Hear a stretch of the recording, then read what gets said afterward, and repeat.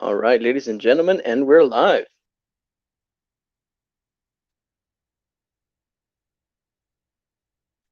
All right, all right. So, welcome to a Saturday night live stream. Your host, RC Basher Boy. Gonna go ahead and wait for a few minutes here, see if people starting to come in, and we'll start the show.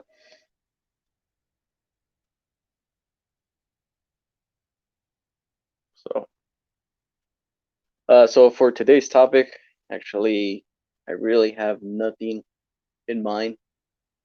Overall, I just been very, very busy. Haven't really had any time to, you know, just to do anything, RC related. So, yeah, just want to, just hang around with you guys here for a while, and we'll go from there. As soon as I see people come in, go ahead and just put the invite there on chat if you guys want to join. You're more than welcome to do so. And yeah, we'll go from there. So the vehicle that you see in front of you, this is the Traxxas Bigfoot. This is the Traxxas Stampede two-wheel drive with clodbuster tires on there. So if you're curious. So Fritz RC says, "What's up, man? Hey, man. Good evening. Welcome, welcome, welcome." So the reason why I decided to showcase this truck tonight, mainly because you know right now the big hype is that new low C Grapedigger that it just came out. It is an amazing machine. I did see a couple videos. I did see the commercial for Horizon Hobby. I guess the video per se, that Horizon Hobby did for the Son of a Digger and Grapedigger. And yeah, that is an amazing truck. I gotta say, hands down to that. The only thing is, and yes, here I go, right? The only thing is, Horizon Hobby already has a Grapedigger. Why not making another monster truck? I understand, by the end of the day, I guess it's hard to get licensing, from other brands like for Ford or you just, for Monster Jam in general. But yeah, I'm a huge fan of Bigfoot, and so yeah, I just decided to showcase it tonight. So we have Kevin Gibbs in the house. Hey man, good evening. Welcome, welcome. So so yeah. So pretty much uh I just decided to take it out and showcase it and you know, I guess just talk about monster trucks in general, you know. So so yeah. So hopefully you guys are having a great Saturday night. Over here in West Texas, it is getting colder by the minute. Um, yeah, that's another thing, man. That here I'm really, really used to the heat. I live here in West Texas. Of course, when it's summertime, it gets super hot here. And when it gets cold here, it gets super cold. So and personally, I'm a person that really enjoys the hot weather. So I guess that's another thing why I haven't really RC'd yet. But yeah. Then Bobby Cure Ultras, he says yada yada yada. What's up, man? Good evening. Welcome, welcome. Then we have AC Froggies RC and more. Hey, man. Good evening. Welcome, welcome. Yes. Also, AC Froggy says cold sucks. It hurts. Yes, man. Of course. So, and I know AC Froggies RC and more. I know he's in Arizona. So, when practically I say it's hot here in West Texas, I'm sure it's way hotter over there where he's at. So, yeah. So I'm gonna go ahead and put the link there on chat if you guys want to join. You're more than welcome to do so. like I said, right now I have nothing in mind. Pretty much, I came in live here with you guys, pretty much blank. I'm just here to shoot the breeze or shoot the bull, whatever you want to call it. So, you know, and there it is. If you guys want to join, there's the link, and yeah, if you want to happen to let you guys in, and we'll talk RCs. Why not?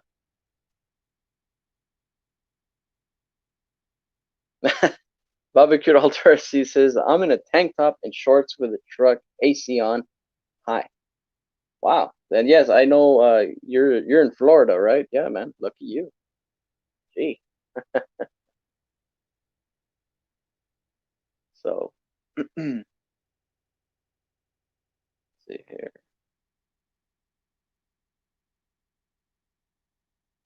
So anyway, so that Losi truck, anybody here on the chat, planning to get one of those?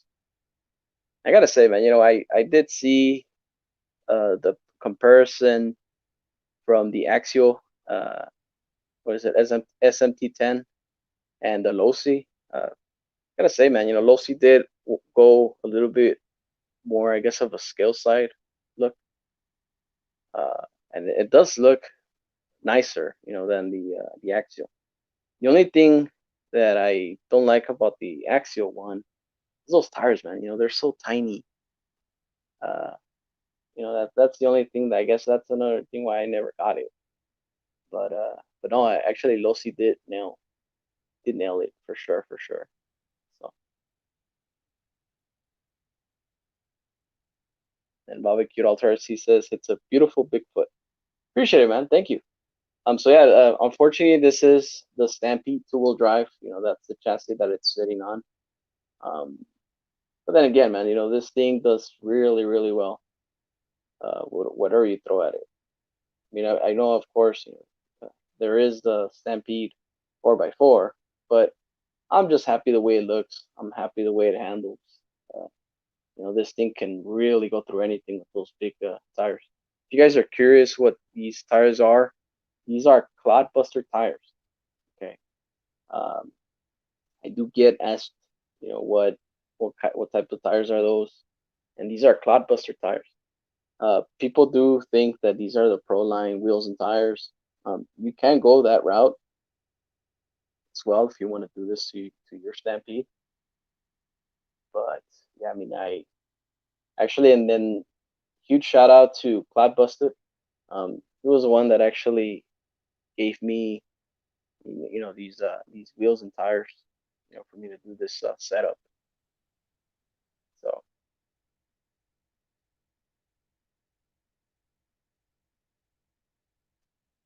so yeah, so I was asking if you guys were gonna go ahead and get that low C. Kevin Gibbs says nothing but parts for me till after Christmas. Sweet, my friend. Awesome, awesome, man.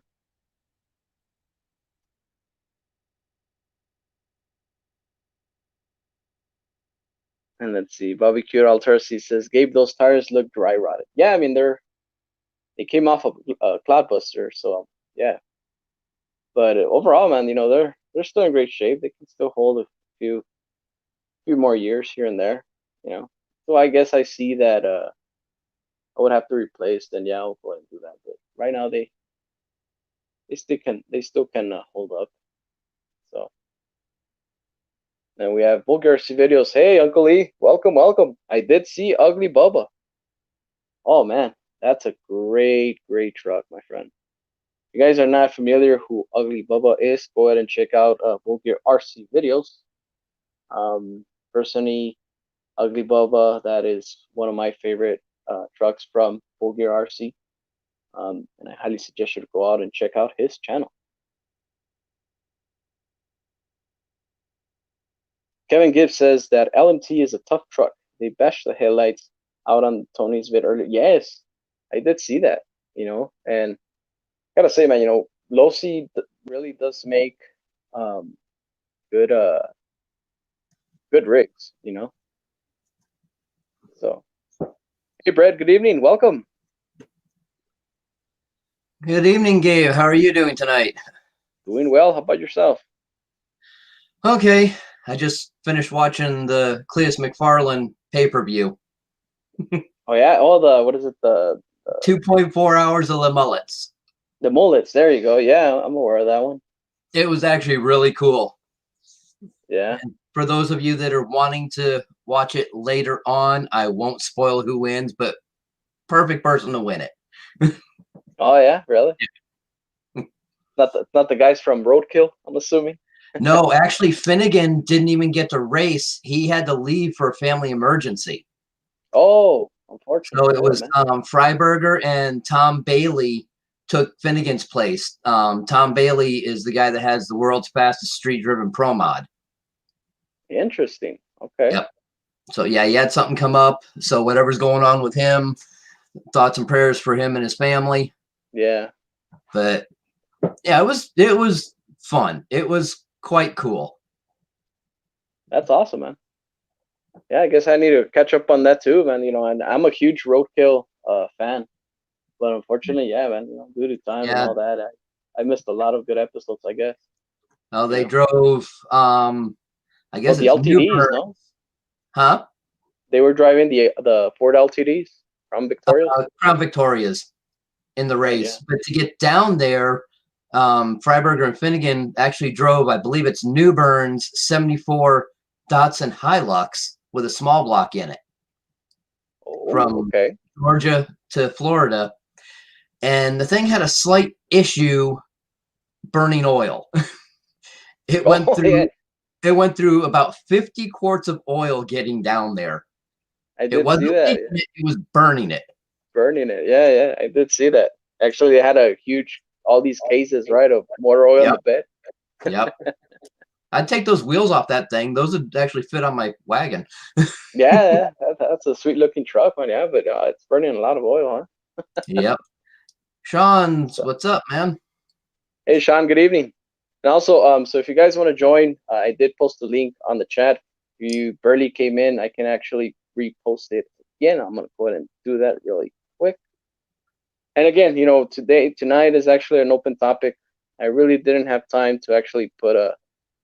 It's not like I have any, good topics, but I didn't really do my homework this time. So, but yeah, I mean, today's an open topic, and see, Full Garcia video says fill her up with oil and check the gas. Yeah, right. Yeah. We'll make it 2-cycle eventually. Yeah. Yeah. The plugs in the thing look flat and nasty when they pulled them out. But it's yeah, so I follow Finnegan and Freiberger, on Instagram, and Finnegan actually posted the spark plug, and it says seems to be running right. Yeah. Full of oil. Yeah, it was kind of bad. Yeah. But yeah, it'll be interesting to see the roadkill episode they're doing on that. Yeah, and I'm assuming it's with that truck they're using, right? Yeah. Yeah. So. Yep. Yeah, but no, it was quite interesting. The winners of the race got to choose between 2 El Caminos or an El Camino and a Camaro. Really? And then Ignite Race Fuel put a $5,000 bounty on Cletus's head. What's up, guys? Oh.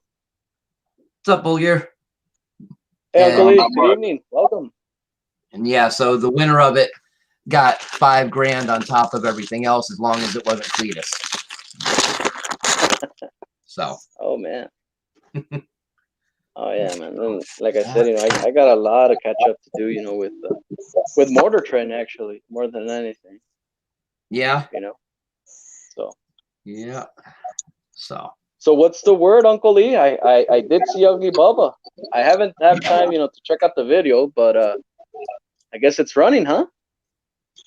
No, I just brought it with me this time, and I kind of praised it last night. I got to get some little wiring stuff picked up so I can get everything installed. Oh, okay. Y connectors, this and that, get the lights hooked up in the winch. And also, technically, it's not running yet. No, I haven't installed any of the electronics yet. Oh, okay. I thought it was running. I don't know, because I did see a thumbnail, or I don't know if it was just a picture. I'm not sure. Yeah, I did a little video, just kind of went over, how he is right now and what I'm going to do to it. I actually think I am going to be able to fit the axe in there, so I'm probably going to go with the axe system in that one. Ooh, Cool. the axe. Problem is, Sweet. it's So at it the gets. house. Oh man. So I guess you're gonna go censored, huh? Yeah, I'll put the axe system in it, and yeah, it shouldn't take too long once I get everything gathered up to put it together. It's just kind of getting everything gathered because I can only carry so much stuff with me. Right. No man, and look, just like Sean on Sierra Venture says, yeah, I want to see that thing run. Same here, man. Yeah, I was nobody just more under than the me, right? impression, right? I was just under the impression it was already ready. No, I just I brought it with me this time and just kind of started placing stuff, seeing where I'm going to put everything electronic wise, and it's kind of tricky because of the interior that's in it and the cage that's built around the interior. Tim had to build that interior inside the cage, so it was a little bit of a thing. Right. And I know what Sean Garcia Venture is saying no to. I know what he's saying no to. Okay, I'm glad you do because I'm lost, but that don't take much. No, yeah. Because Sean, in the world of crawling, he always says that brush is the way to go. Oh And yeah, Bull here says, since it's going brushless. that's all But I look, run is brush. I'm pro All my trucks brushless. are all When it brushed. comes to no, and I do have a couple of brushless systems on my crawlers. And oh, trust me, man, efficiency, everything is all there. But the only thing is, of course, battery consumption. But even at that, man, it's not much of a difference. I use big batteries. Exactly, right? Yeah. As a matter of fact, I usually get I can get 4 or 5 runs out of one battery pack. Cool. Yeah. I think the smallest I've got anymore for full size battery is a 5,000 milliamp. Yeah. That's about right. Yeah. Now I do got a 4,000 milliamp hour for the little Volkswagen that I'm building. Just I needed a smaller battery. Nice, Kevin. Yeah. Yeah. Kevin Gift says I've got a power wagon body for my trail walker, and I gotta say, nice. speaking of enduro, the trail walker is the element enduro. I'm getting the Sendero. Nice. Hello, Joe Mac. So, hey, good evening, welcome. So Good morning for him. Oh, morning. Oh, good morning. Yeah. What's it called? So I did place the order for the Element Enduro Sendero, and Horizon Hobby has for the ETA to come in till February of next year. Oh, not too bad. Yeah. But I'm very excited, to get that truck. And it's also, since it's new to the market, I've seen good things about it too. So yeah, I have too. I'm very excited. Very excited on that one.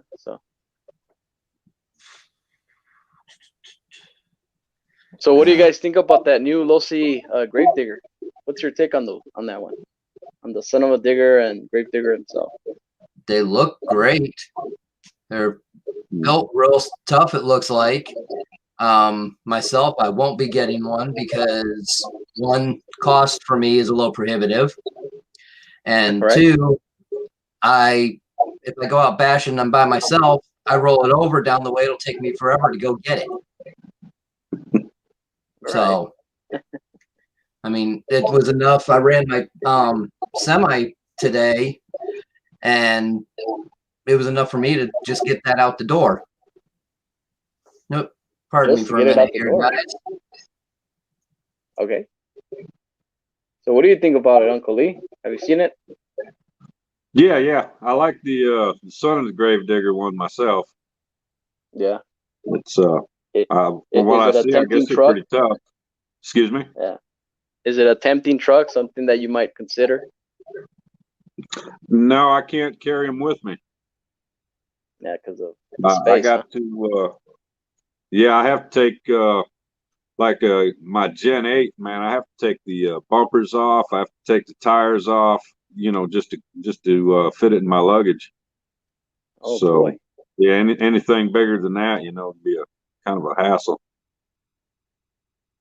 Yeah, that's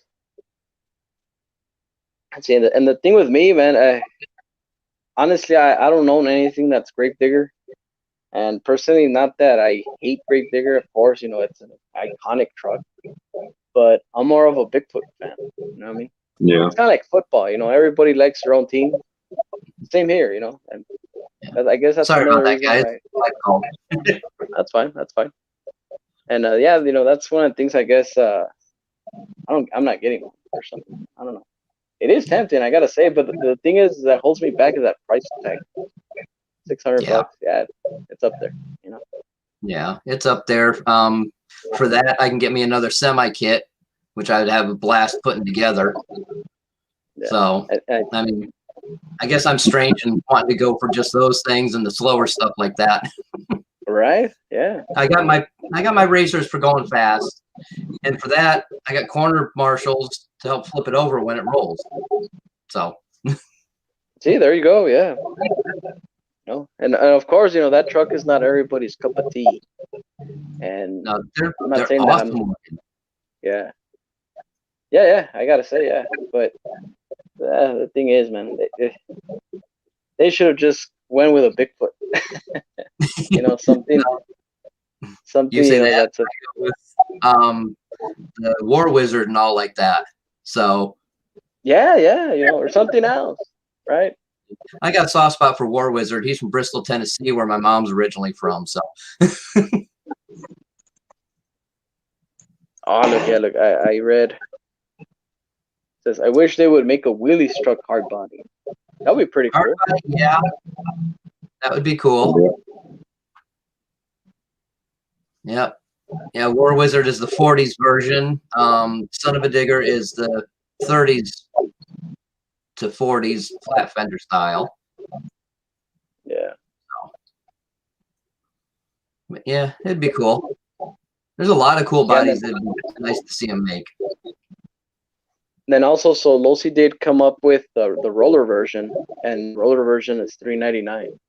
Yeah. You know, so and I was actually seeing if we can actually fit a Bigfoot body on there, and I see a no can do because of the way Depends it's. on the version you get. Well,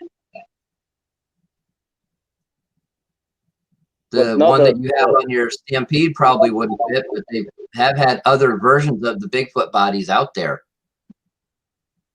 like maybe James Concepts. I Yeah. haven't really checked, you know, who else makes the F100 body. But I'm sure J Concepts is one of them. I don't know about Proline. One of them has a new square body Ford style that's the extended cab. Really? Yeah, I can't remember which one it is. But yeah, I just saw that not too long ago. Yeah, you got a good point there, Brandon. Yes, he says, yeah, but look at the price of the Haas and then the Losi. Losi definitely worth it in my opinion. Yeah, if I was gonna get one of the two, I'd get the Losi for sure. Right? Yeah, no, I hear you.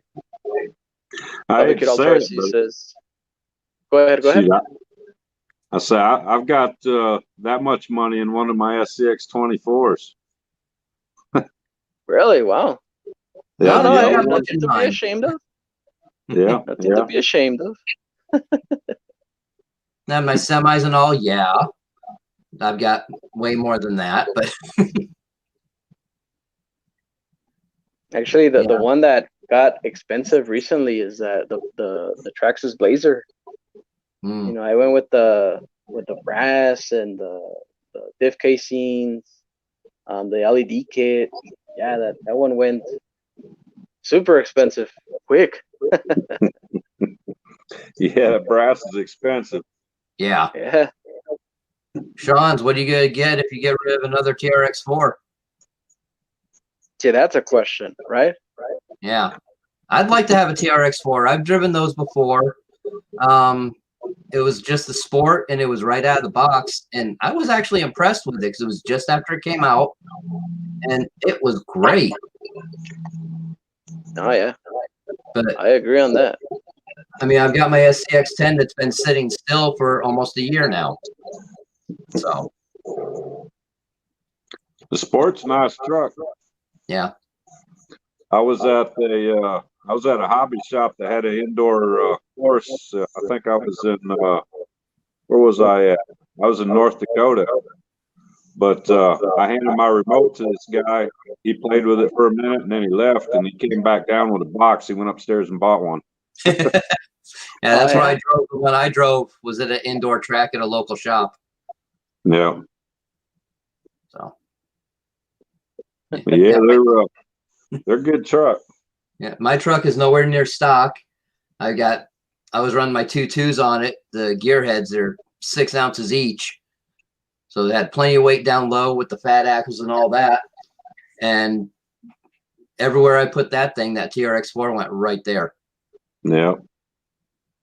I'm surprised mine. I put the that new bright hard body on it and it's still, it's rock solid out on the trails. Nice.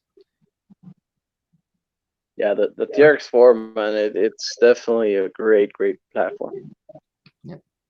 Cool, Yeah. Sean. I can see you getting another one. A TF2. Yep. That's one rig I would not mind having. Yeah. The TF2. Yeah, the TF2. I'd like to have one. I've passed on a couple different ones, even for good deals, and I'm still kicking myself for it. But oh well, what are you gonna do? Right. Out of that style truck, I really like the was that Boom Racing BRX01. That's a nice truck. Yeah. I think I would go with that over the TF2. I'd go either way. Rig.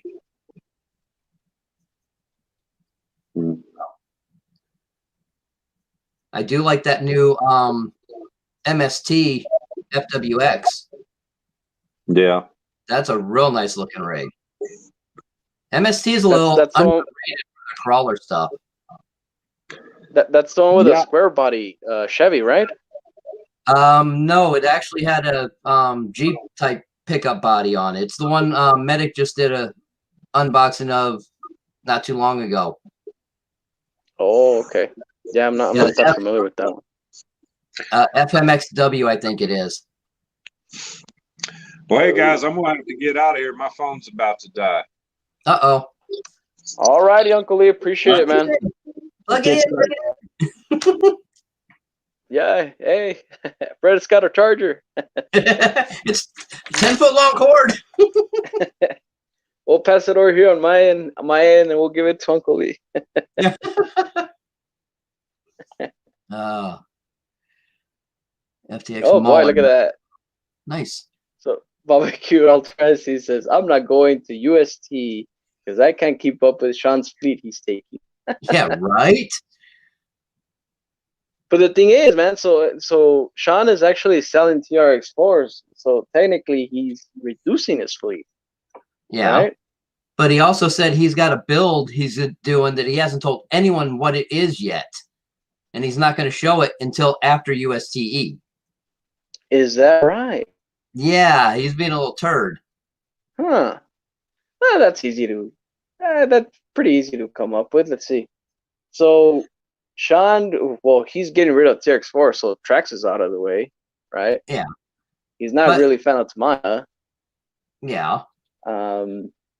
It could be an axial.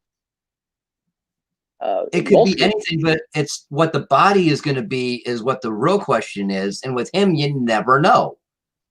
It'll be a hard body of some sort, I'd say, but of what?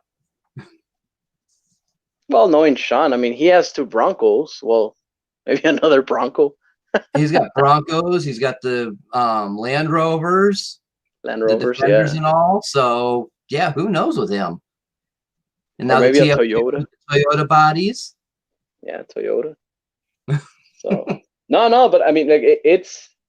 I can tell you this right now. We can really, really crack. What Sean's got under the table. You know. Oh, we probably could. Yeah. Yeah. Yeah. You laugh. You know I'm right.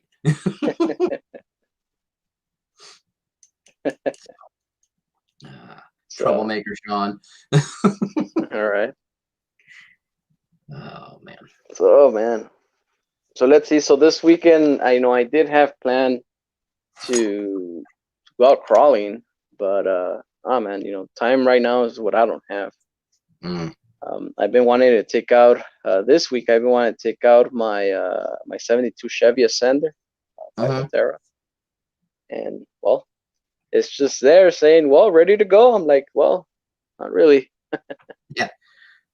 But Yep. but yeah, Me, You it's you been a have bit any of you have any RC plans this weekend? nah, my body's not letting me do a whole heck of a lot. Like I said, I ran my semi out front earlier because I did that front axle swap to Right. the aftermarket one, and I just wanted to try it out. And after doing that, I was wiped out just from that. Yeah, oh So, yeah.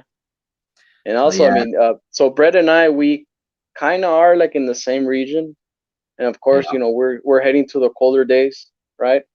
yeah, yeah. So It's even 63 here right now, or 60 right now. yeah, and I think it's kind of the same here. Yeah. And the change of weather, man, that's one of the things that we got to be careful, man, because oh boy, Barbecue. Sean's making an A-team rock van.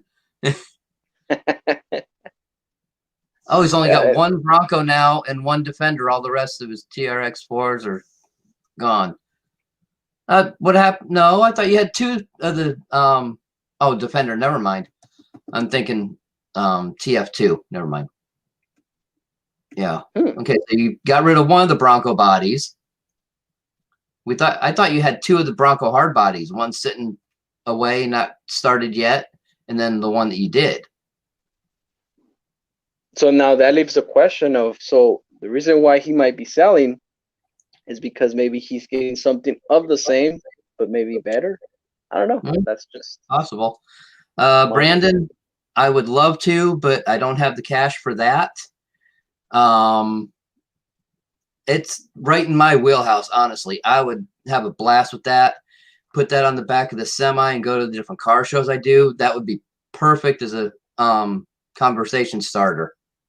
definitely.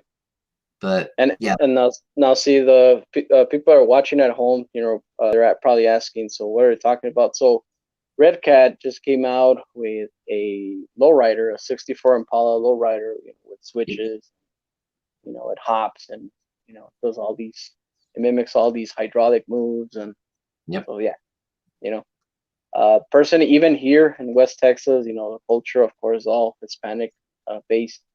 Mm-hmm. Of course, the lowriders is a big, huge thing, with Hispanics. But I gotta say, man, me as a Hispanic, if you ask me about the price tag, it's like, ooh, Yeah. Yeah. you know. Evening Bucks. Yeah, the price tag is a bit steep, but it looks really good. I can see a lot of potential in customizing it even farther. But yeah, it's not in my price realm right now. Like I said, Yeah, if I'm gonna spend that much money, I'm gonna get me another semi kit and build it up. exactly, right. So, and I'll give you another perspective. So that, if I'm not mistaken, that car, the '64 Impala by Red Cat, if I'm not Mhm. mistaken, it has a price tag of $699, right? $599. $599. Oh, okay, so And that around $600. Yeah. yeah, So, 600. and you can technically buy, the new low C Gravedigger, for the same Yeah, price. exactly. And if Yeah. you really, really dig in deeper, you can even buy a Mojave for that price. No. Well, yeah, technically no, but it's within that range. Probably with $100 more, or Yeah. around. It's like a $700 truck, right? seven, eight Something hundred like that. dollars. Yeah. Yeah.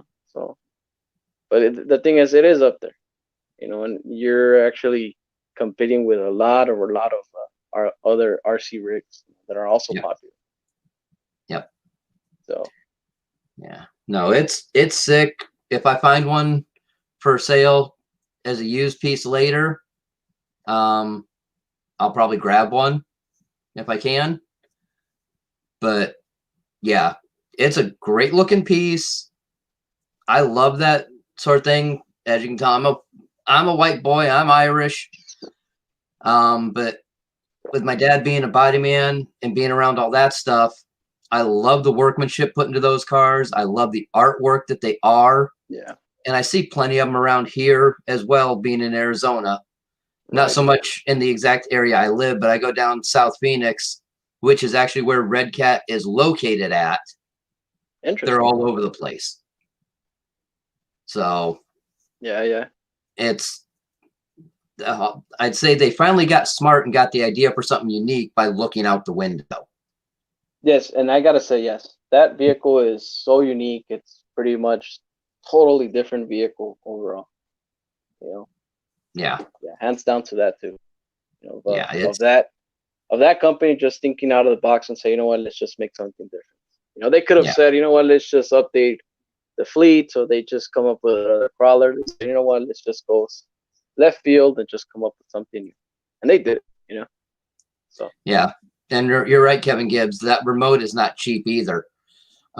Between the radio and the Reefs servo that makes it hop, that's the two main parts of the high price tag. Yeah. Plus, you got the three other servos that are in it, one for steering and then the other two for raising the back so you can do the side to side and all that. So right. You've got plenty of the electronics. I mean, granted, the ones in the back and all are cheaper, but you still have all that expense. Exactly. New Summit, yeah, I've had a Summit before and I do miss it, but it was actually a little bit too heavy for me to haul around at times. Also, it didn't fit in the vehicle too well. I mean, the semi it's tight as it is, but I can do it with my little car that I'm using. Actually, Brandon, the body, it's a Lexan body. It's not a hard body. Yes, it is. It is Lexan. That is right. And it's got all the multiple parts of the chrome that you add on to it. But yeah, the bottom I can change up, because if you look at it, it's got the pan that everything sits on, and then it looks like the actual frame rails underneath are a separate part. Well, real lowriders, they either color code the frame to the body, or they chrome it and chrome the whole undercarriage. Or actually, they make it into gold too. Or yeah, gold plate it. Yeah, gold plate it. I was talking more for the guys that do drive, and they'll either chrome it or paint it. Yeah. The gold is more show than a driver. At least out here, that's what it is. Yeah, man. So. But again, the only thing is the go-getter is there, looks, everything, uniqueness, but the one that is kind of like it's that price tag. Yeah, unfortunately. I'd say they might figure it out and be able to drop it down some, but we can hope. Of course. Just wait to see what things happen. Of course, no, yeah. And I mean, right now, the only thing we can say is time is our best friend. Right now, of course, they're fresh out of the market, new thing. And as time goes by, who knows? Maybe we'll get a price drop, and yeah. Yep. And of course, since they also came up with that chassis, I'm very curious to see down the road what other vehicles, would come out in that chassis. Another popular vehicle that is like really, really huge in the lowrider scene is Cadillac. Okay. Yeah. So Caddies, you got the GMG bodies, Cutlass, Monte Carlo, Regals. Yeah. And actually right now in the drag race section, you do have a Grand National available. And Yeah, that would I know, probably right? fit right on that. Yeah. So So you can have a little bit of both worlds. So you can get a Grand National, and then you can just put the Daytons on there, yeah, yep. right? And actually, the guy that helped him to design this thing, he admits the wheels are a little too big for his liking. So he's working on actually scaling down those things a little bit more. Really? So he's really To be paying true attention to 13-inch details. Daytons. Yeah, that's awesome, man.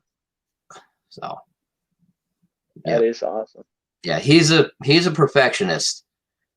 I've been following him on Facebook and all for past couple of years. Yeah, And and I've seen his work as well.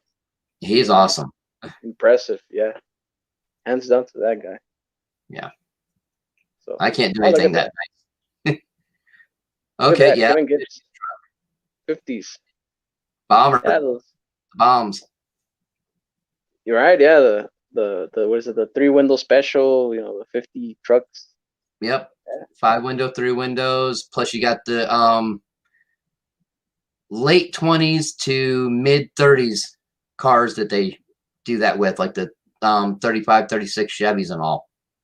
Right. Yeah. Yeah. In that era, so the AC. Now, correct me if I'm wrong. The AC, you would actually have to buy an attachment that will go onto like your window, right, on the Yeah. right side, and that's basically the AC, right?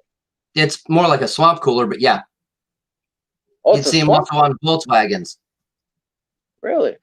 Yep, because it's got the squirrel cage for the fan, and you have water in there on a pad, which the air comes through, and that's what helps cool it down, just like a swamp cooler in a house. So that's what it. Look, I've had curiosity, but I've never really paid attention to it. They actually work really well. I bet. I bet, man. Unless it's raining. And Then you now just get wet. all right. Now my other question: is it easy to detach? Is it hard to attach? Yeah. A lot of times it's like a old car hop tray. It just goes on the window and you just roll the window up and it sandwiches it up in there. Oh. But some of them do have a mounting setup. Like for some of the Volkswagens, you see a lot of them with the roof rack on the Volkswagen. They'll attach it to that. That'll be but I guess it wouldn't be on the side. So I do wonder, if so what if it falls? If it falls, right? It breaks. Yeah. Yeah. Yep. So that's that, and I'm sure. I mean, of course, GM doesn't really make replacements of that, right? That was never a factory part. That was all aftermarket. Oh, it wasn't a. Oh, okay. So see, I'm learning as I'm going. So. Oh boy. Okay. Yep. Oh gee. Huh. Yeah. Yeah, I got a lot of weird, unusual, useless knowledge for things like that. So. No, but it is use. It is. We're putting some good use here because I'm not really that familiar with what that was. Yeah. So now I know. I've come up with all that sort of stuff since I was a little kid. So. Oh, look at that, Bucks RC World. I want the furry interior on the red cat. That would be very easy to do. I know, right? Get the real fine flocking material and take a little spray adhesive for whatever areas you want, mask off what you don't. Spray that, throw it in there, shake it around, dump out the extra, and you're done. Boom. See, there you go. That's what I'm talking about, man. I've actually thought about doing some of that, not to be super furry, but to have a slight texture on my semi-truck seats. Yeah. So. Yeah, that would be pretty neat, man. I just gotta find the right one for that. So. Let's see. Bobby Kid Altered RC says, yes, Bucks. I seen he drove it to the Rocky Mountain race. Oh no. This one. Yeah, he's talking about Tom Bailey's ice cream truck. Oh, okay. Yeah, that thing it's funny. It's an old square body ice cream truck deal. He put a LS motor in it. It's on airbags with either titanium or magnesium blocks on the back, so when he drops the back down, it sparks. And it's got train horn on it. Oh yeah. Yeah. So it's one hell of a rig, huh? Oh yeah. That's awesome, man. Yes, he is, JMH. He just ran with Freiberger in the 2.4 hours of Le Mullets, and that just ended a little bit ago. No, and actually, so JMHRC, I also do follow his Instagram, and he did post a picture of his TV screen. He was also watching Nice. Le Mullets. JMH, don't give away the winner, please. But what do you think of who won? Was it fitting or not? No, Bucks, it was Finnegan that didn't get the race. He had a family emergency. Freiberger was there. He ran the first half, and Bailey ran the second half for him. Oh, look at that, Sean. He says, one of my first trucks in America was an S10 that had all the airbags instead of hydraulics. Nice. That was pretty modern. Nice. Right, yeah. Cool. I'm glad you agree, JMH. Very glad. And there it is. He says, yes. And they took the El Caminos. Yes. I miss my El Camino. So. Cool. Yeah. See, Bobby Q says, every time 132, 1320 try to interview Tom, go by Dragon Bumper in pits. And hitting the horn, yes. Yep, that was funny. Yeah, Kyle didn't fare too well from 1320. Oh, JMH, your dad has 79? I had a 78. Says he has an 86 that it's sitting in bad shape. I had a 78 that was the factory baby blue. Ooh. Very rare color. Yeah, RCU next Tuesday. Which one is it? Who's behind the keyboard? Who's who? So now Sean's RC Adventure says, I would love an El Camino. I can see him driving a Mino. All right. and now, of course, so the Chevy fans, we have the El Camino. And Ford, back in the day, to compete with the El Camino, what Ford did was the Ranchero, right? If I'm not mistaken. Actually, the Ranchero was available before the El Camino was. Interesting. Okay. So, Ranchero started back in the 50s. It was a Fairlane version. Right. And then, the heck? Sorry, the wife just pulled up and heard something weird. Then the El Camino started up later than that. It was in the 50s, but it was after the Ranchero. Interesting. Really? Yeah. Mm-hmm. And you see, notice that I'm not saying anything because I know, the El Camino and I know the Ranchero, but I never knew who came first. It's like the chicken and the egg. Yeah. Yep. I'd have to make sure, but I believe the Ranchero was first, and I believe it came out earlier. Yeah, Comet version, that was in the 60s, but the 50s was a Fairlane version. Yes, and I'm familiar. So the Ranchero did have the Fairlane front, and then with the the bed and all that. Yeah, so 55, 56 for that. Yeah. So, okay, I'm gonna hide for a minute while the wife comes home, but I'll still be here. Okay, yeah, sounds good, my friend. Sounds good. So Sean RC Adventure says, but the Ranchero is not as nice. I gotta say, man, I'm not gonna say that the Ranchero is pretty, but if I'm not mistaken, that car had a 302, right? V8 motor on there, and I gotta say, it was pretty fast at the time. So Kevin Gibbs says Ford also made a mini version, which is a Falcon Ranchero. Interesting. Okay. And JMHRC says 59 for the El Camino and 59 for the Ranchero. And then, sorry, 57. And yes, you know what? Yeah, I do retract that. That was probably a 289. I don't think the 302 was even born yet. That's right. My apology.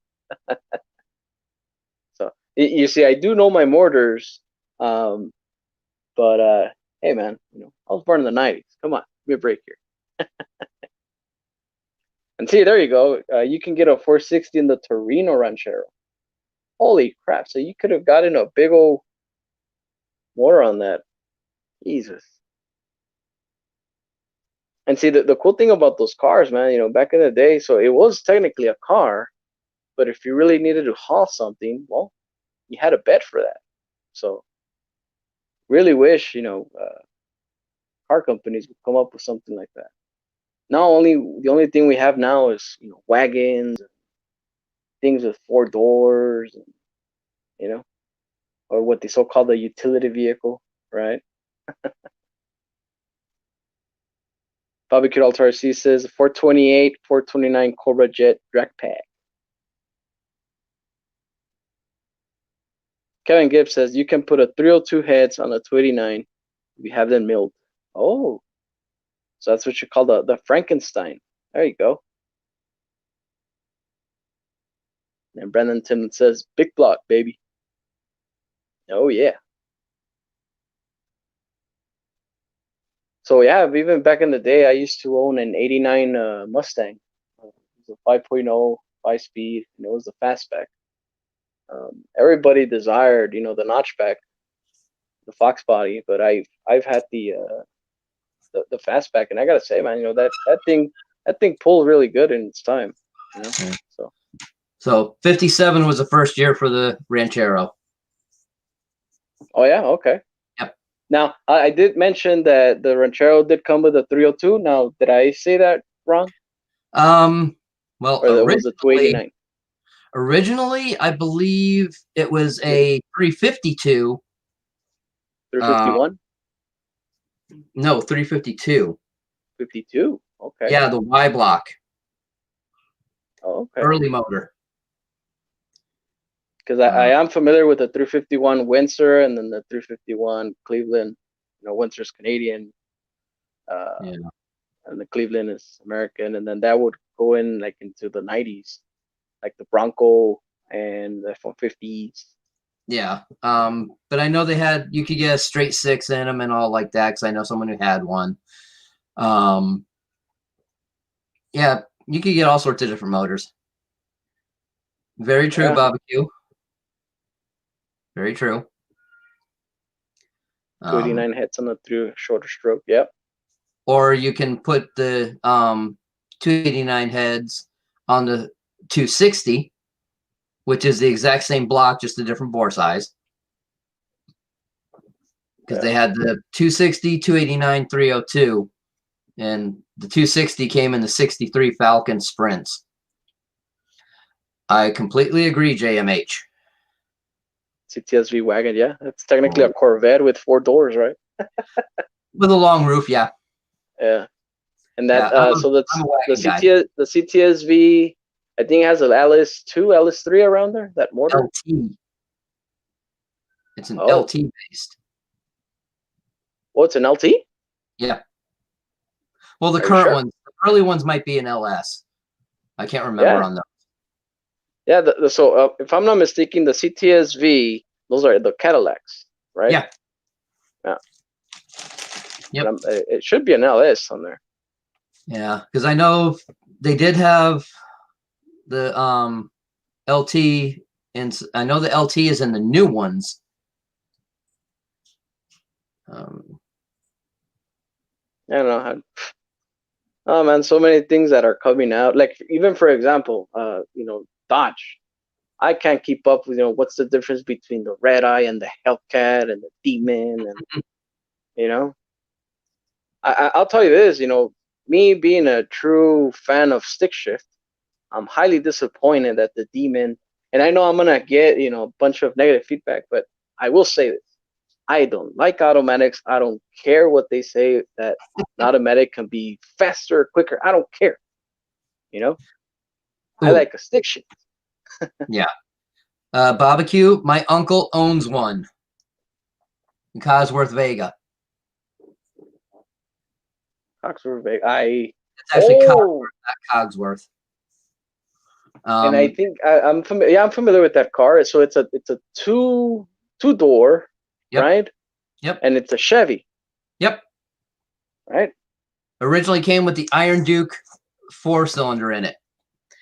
It was not the best motor in the world, but the cars were real good. Great base for drag cars. Correct. Yeah, they're fun. My uncle still has a Cosworth Vega. They were all numbered vehicles, and his is a fairly low number vehicle. And it's been very well documented. The car was wrecked, but not totaled because of the worth of the vehicle. And then he and my dad rebuilt it, and the thing had, in the past, I don't know about currently, because I don't even know if it's running right now. It's won concourse shows against top Ferraris and stuff like that back in Connecticut. Oh boy, really? Yeah, That is awesome. They took it down to bare metal and redid the whole thing. Damn, that's what you call restore right there. Yeah. That is awesome. And that was back in 82, 83 when that happened, because they finished it up just before we moved out here in 84. Oh, okay. So, yeah, that was a fun car. Yeah, I saw that. It's a screamer. When he first got it, he brought it to my dad's work at a body shop in Connecticut on a Saturday. I was up there because we also had the BMX track at the same place. So I was riding the track and helping up in the shop there. Well, he went to go get lunch and asked me to go with him to help carry stuff. He takes off out of there and floored it and smoked the tires from first into fourth. Oh boy. That thing had plenty of power, huh? Dual overhead cam, 4-cylinder in the thing. It was a screamer. Really? Yep. Oh yeah, and see, when I guess becoming to learn, about the drag racing scene, those cars were super popular. The Vegas, big old tires on the back, and everybody was, of course, doing the motor swaps. It was kind of like the Chevy Bel Airs, gassers. Everybody's all putting different motors on there, and same thing with the Vegas. Yep. So interesting, man. If I'm not mistaken, Jay Leno, I think he reviewed one, no? And it belonged to a lady, something like that. Vega, I don't know. I haven't kept up on a lot of the stuff he's done. Yeah. The only thing I paid attention to was when he did his Tornado build. Tornado. Yeah, old Tornado with the 455 and converted to rear wheel drive. Huh. No, I'm not that familiar on that one. Can you believe that? So let's see. So Brandon Tillman says, my brother had the Taurus show. It was quick. Now, which Taurus show? Was it the early 90s Taurus show or the modern Taurus show? Or the modern, which is now Taurus show? Because I know there's early 90s, late 90s. Early one was actually the motor built by Mercury Marine. Same people that did the Corvette ZR1 motor. Yeah, and then also there were a few that were stick shift, and that was a Yamaha motor, if I'm not mistaken. Yeah, it was based by Yamaha, but the build was done by Mercury Marine. Yeah. Oh, okay. He said 90s, so it was the early one with the Mercury built motor. Yeah. That's one hell of a car. The motor and transmission are very impressive, yes, but the platform was the worst one they could have put it in. Hey, RoboCop drove one of those. So much, it's ridiculous. But RoboCop drove one. Come on. Yeah, you get roll control for spinning, yeah, but you don't have roll control for the chassis doing this. No, get on there. All right. So No. No. I've driven all sorts of stuff. I mean, at the Chevy dealer I worked at, I drove everything from a Geo Metro to a Kodiak. Cody, So, yeah, the What? big truck. big And truck. then, yeah, I was the only lot attendant at the time that was allowed to drive Corvettes. Otherwise, it had to be a manager. Yeah. Especially the ZR1 Corvettes. Those are a blast to drive. So now you were there, what, in the 90s, Yeah. 80s, 90s? Yeah, because the CR1 came out in the 90s. Yep. Let me ask you this. So if you're familiar with those 90s Corvettes, I know there was the standard LT1, Mm-hmm. and then there was a sportier version of the LT1, and then the CR1, it went all the way up to LT5. Now, that was the one that had the most horsepower, alloy rims, different. So now, what would be the difference between the ZR1 and the Grand Sport? Of that era, Yes. well, that was a C4 Corvette, and the ZR1 was an earlier version of the C4. They only ran that motor setup for, I believe, 4 or 5 years, if that long. The ZR1 had a little bit of a different body on it. The back fenders were wider. The rear tires were literally a foot wide. The pattern that was on the ground was a foot wide. Oh, wow. Okay. The Grand Sport, the version that they brought out on the C4, it had a good suspension setup and nice interior and all like that, and then appearance package. Yes, because you would only get them in blue, right? You know, you could get them in blue, white, and I believe there was a limited number in red. In red. Oh. Yes, they were very limited. Just like for the C4, they had a black rose, what they called black rose. It was a deep purple. That paint had issues, and there wasn't many cars released with that. But one made it out here and went to a certain rock star's house out in Scottsdale that I helped deliver. Really? Yes, and I will not say what her name is, but she was just recently inducted into the Rock and Roll Hall of Fame. Oh, wow. Let's see that. Now that's a story right there, ladies and gentlemen. But so now let's say for example, we're in the 90s. I'm in the market for a Corvette. okay. If I come up to you and I say, okay, I want the baddest Corvette, available. Of course, you're going to say the Grand Sport and the ZR1. Now, no, what would you I tell? wouldn't say either one of those actually. Really? If you had the Enlighten money, me then. if you had the money and price was no object, I would say, okay, you want a bad vet? You need to go look aftermarket. You buy a base model vet here and you take it and go get a conversion done. Oh, Callaway, right? Yep. Callaway, right? Yeah. I'm Yep. familiar. The I'm hammer. familiar. The hammer. Yeah. I'm familiar. Sledgehammer. Yep, that would be the way to go. What's up, Pigeon Kicker? Yo, good evening. Yeah. My dad was president of the local car club and gearhead, so I had some sweet rides when I was young. Oh man, Barbecue, there was a lot more than just that.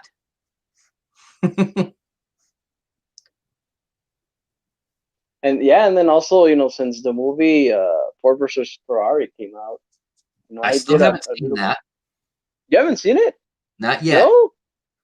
Every time I go to watch it, something comes up and I can't watch it. That's not that I don't want to, I just haven't been able to. You're missing out on a great movie, man. Oh, I'm gonna watch it. I'm gonna watch it. And see, the thing is, man, of course, since you watch the movie, you get to see, who was who, and I gotta say, man, it did piss me off. Who Ken Miles was and everything. It did piss me off on the end. I'm not gonna spoil it for you. Okay, I appreciate that. But oh yeah, man. but overall, it's a great movie. Great layout, great story. Cool. But anyway, back to what we're talking about. I didn't know that Carroll Shelby was also behind, the build of the Dodge Viper, because when he ended, I guess with Ford, he went with Chrysler, I guess with a buddy of his, and they designed the Dodge Viper, which I was like, holy crap! Well, I do see the resentment because, of course, Carroll Shelby was called the Snake, the Cobra, right? Yeah. So the Viper, of course, they does have a snake on it.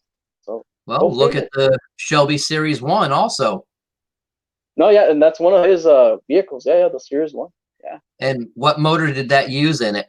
A 427, right? Nope, the Series 1 did not use a Ford motor. It did. Series 1 is a late 90s vehicle. Right.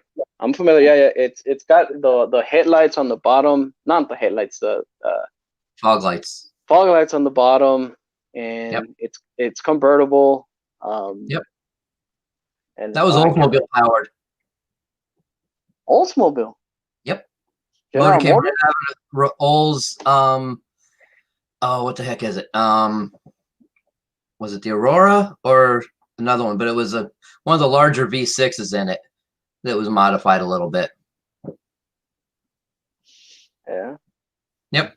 Good motor. CMRC says C4 is one of the ugliest bits. Well, hey. Depending on which version. The C4 spanned a good long distance, so there was multiple body versions of the C4. So it depends on which one you're talking about. But yes, you're right about the interior door panels. They weren't the best ones out there. Now the C4 started all the way up to the 80s, right? 84. 80. Oh, wow. Okay. Yep, because 82 was the last of the C3. The Stingray, there was right? No 83 Corvette. Because of I guess we had like some type of recession or something like that, right? Something like there was that, and there was also other things going on within GM at the time. Yeah, so that's why. Yeah, I'm familiar with that because I know there was that year. General Motors did not produce Corvettes whatsoever. Yep. So, and back then in the 80s and all like that, what was the fastest car out there? It was not a Corvette. In the 80s? Yep. In the GM lineup. An Oldsmobile? Nope. It was the Grand National Regal. Oh, really? Yep. Yeah? The NX? Yep. Well, not yeah. Well, both of them, the regular and the GNX. I was reading somewhere that even so when Buick did that Grand National, they didn't sell most of them. No. And I did see a video somewhere where it said, this Grand National never had an owner. I'm like, holy crap. So I guess they never sold that. Yep. Evening, Daniel. Hey, RC Voodoo, welcome. So, yeah. Yep. Actually, one of the Buick dealerships here in town had at one point 10 Grand Nationals that never sold and went back to GM. Yeah, that's pretty sad, So, and I still wonder, where they're at right now. Probably you think they're sitting at a warehouse somewhere. I know a lot of them got destroyed. Oh boy. Yeah. Well, I guess it is what it is. That hurts. That hurts. I also know a number of them that went back to GM were made into test mules for other things. Oh boy. And I can't confirm or deny, but I might have seen a couple of them at the GM proving grounds when I was testing to be a driver for them out here. Oh yeah. Okay. So Barbecued Ultra C says then IROC started putting the VED 5.7 in the Camaro. Now the IROC, that's that square looking Camaro, right? IROC was the third gen, yeah. Didn't that thing had a 5.0 for some reason? They had both of them in it, actually. The 5.7 was always an option in those as a in the seat or the generation 3. You just had to click the right box. The standard V8 was the 5.0, 305. 305. Yeah, that's correct. Yeah. And then the other motor was the V6, which was in a lot of the RS versions. And look, now I did read somewhere that the RS from the IROC, there wasn't a lot of difference of horsepower. Is that right? Between the RS and an IROC? Yeah. Um, I was reading not that the true. no. No. Because if you had the V6, that was a smaller version. IROC was always a V8, which had a different setup on it. So it had better horsepower no matter what. Look at barbecue. Uh-huh. Uh-huh. RS stands for really slow. Well, the And I current gotta say, man, I gotta say, I do drive a 2004 Toyota Matrix. You know, and it's not your standard Toyota Matrix. I drive, you know, I guess the equipped model of the Matrix, which is the XRS model. Okay. Actually, I did had a guy actually pull up next to me on his IROC Camaro. He did rev at me. You know, he did what he did, and I blew his doors out. You also got to think you have a different weight advantage over him. Of course, no, that thing is heavy as hell. Yeah. Mm-hmm. Yep. No. At the dealership I worked at, we had multiple vehicles we could take customers home in, and if certain ones were not there, we would get to use some of the manager vehicles that were not a common bit. Well, one of them was an IROC that the service manager drove. Right. That was always fun to drive. I bet. You know, I bet. And then he actually bought the thing. So after he stopped using it for the dealership, he bought the thing and modified it even more. And I took it out for a drive afterwards with him. And he's like, all right, get on it. I know you drove it before and know how it handled. So see what it does now. And night and day difference with just small changes done to it. And it was the 5.7, had the full performance package on it. So yeah, it was a fun car. I bet. So now the 5.7 in that era, is that still the LT1? It was just a small block 350. 350, right? Yeah. So you would basically find that more also like in a Chevy Suburban and stuff, right? Yeah. Yeah. Same basic block. The difference in a lot of them were the heads and the intake. Right. So. And then one of the most underrated vehicles, in my opinion, was the 454 SS truck. Yes. And I am familiar with that. Yes. That thing. I got to drive one of those on the way back from Phoenix International Raceway out here. We had loaned them a Gen 4 Camaro when they were just coming out as a pace vehicle for a race. We had to go pick it up. Right. And the only thing I knew that had gas in the tank to go out there and back was this truck. And it had been sitting on the lot for a while, so they wanted it driven, so nothing was wrong with it. So coming back from the track, the back way, you come down, and it's nice little twisty, turny roads. Ooh. I was keeping up with the Camaro. Really? And the manager driving the Camaro was not being nice to it. But he also had a disadvantage because the car being used as a pace vehicle had all the built-up rubber from the track on the tires, so it wouldn't handle right. Right, so it just be all over the place. And it was bouncing and shaking. They had to replace the tires because they couldn't get the old rubber off. Yeah. But he tried. But yeah, that truck, it handled really well. No, yeah, and I am familiar with those trucks because even till today, you still see them around. Yeah. You know? Yeah. Yep. Because do those have a specific name? I mean, I guess it's just the 90 Chevy, but they don't have like a specific name. No, just the 44 SS. I've heard stories, man, that those Chevys, that are still around, they're over like 500,000 miles, and I believe it. Huh? You know, Yeah. Yeah. well maintained and everything, right? Of course. A lot of guys refer them to as an OBS, old body style. Old body. Yeah. They split the year between that when they changed the body style. They changed it in a mid-year, so they consider that an old body style.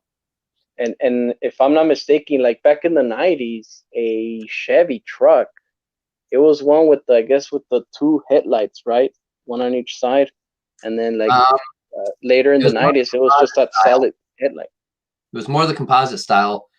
They did have the earlier versions. All of them had different versions, of course. Plus, if you got a work truck, it was a little different front end compared to a top line Silverado.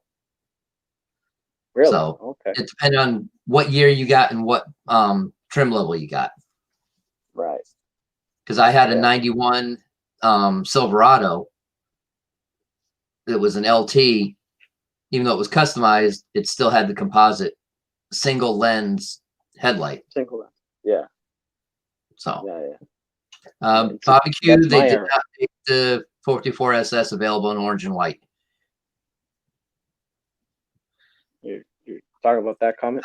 Channel. Okay. The guy that runs Streetcar Takeover ended up just getting two of the old SS 44s. One he got that's got well under 40,000 miles on it, and he's modifying it, and that hurts. Yeah. So. JMH says, never cared for those trucks, not impressive to me.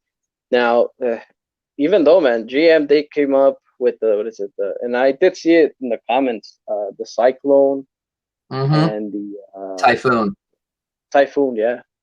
So, yep. Yeah, those trucks, man, back in the 90s, yeah, they were something.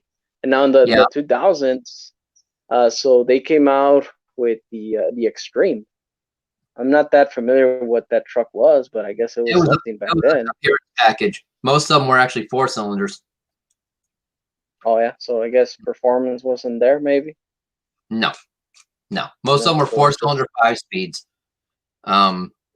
Actually, one of the guys that worked on the front end rack at the dealership, he got a red one, the extended cab version, and put a full sound system in it. And the extra weight of that, the motor wouldn't do squat. So he ended up putting a 4.3 audit or 4.3 with a reworked 700 R4 behind it. And it woke it up quite a bit. They did have them available in 6 cylinders and all, but the majority of those were 4 cylinders. Oh. Yeah, because and even if I'm not mistaken, so they did the truck version of that, and then they also did a Blazer version of that as well, right? But it was still the same front end. Yeah, the Cyclone was the truck, and the Typhoon was the Blazer. Oh, so there you go. So, see. Yep, they were fun. There's actually been a couple of them for sale here in town. Yeah. RC Voodoo says all this real car talk. Wait, look, it is open topic, man. My apologies. I didn't do my homework this time. I didn't really know what to talk about, but yeah, But let me ask you this, Daniel. What do you think about the new Losi Gravedigger? Is it on your wish list? Are you gonna get it? Love it? Hate it? You want to see another monster truck on it? Let us know. Let us know. G's Green RC says, okay, guys, gotta go.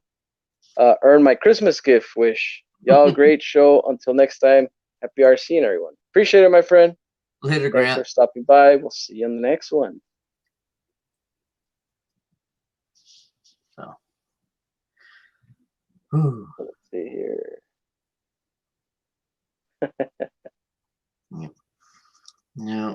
Like I said, I've got all sorts of weird, what most people think is useless knowledge for all sorts of car stuff and all. No, man. I mean, look, and obviously you still see 90s cars here driving today. one of the cars also that I was very interested was the Chevy Cavalier, the Z24, which is now obviously, the Cavalier was something back then, but now I guess it turned into a Cobalt, right? Yeah. But it was just a low end car, right? But so the Z24 was still a what is a 2.0 motor, right? Yeah. And also, 5 speed, and Yep. Or automatic, either way. yeah, they came in convertibles and Hmm. fancy this. The 90s version convertible had the funky wheels. It had the center that was a square. Wasn't rounded, but it was a square. Yeah, yeah. And yeah, actually, my second oldest brother had, I guess maybe it was like an 89, 90 Cavalier. It was Mhm. it had ground effects. And it has Yep. the small little emblem T24, Yep. and even the interior had like a Chevy truck interior. It Yeah, had the same pattern as the trucks. Yeah. yeah, I do remember that. Yep. You So, know. yeah. Daniel said he saw a couple reviews on it. Looks cool, but never got into the monster trucks. Oh yeah, man. And actually, Tony is going to town with his man. He's a monster truck Of freak. course.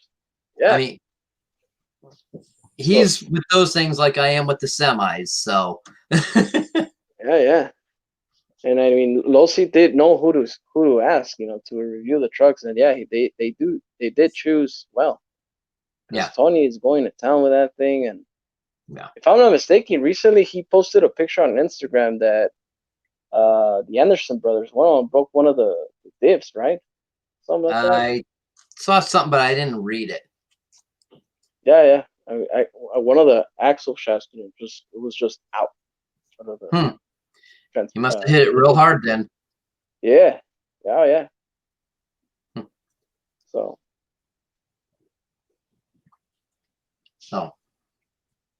Oh man. And me, I'm just watching all the different sites on Facebook for the semi trucks and finding out what little stuff guys are doing new here and there. Oh yeah.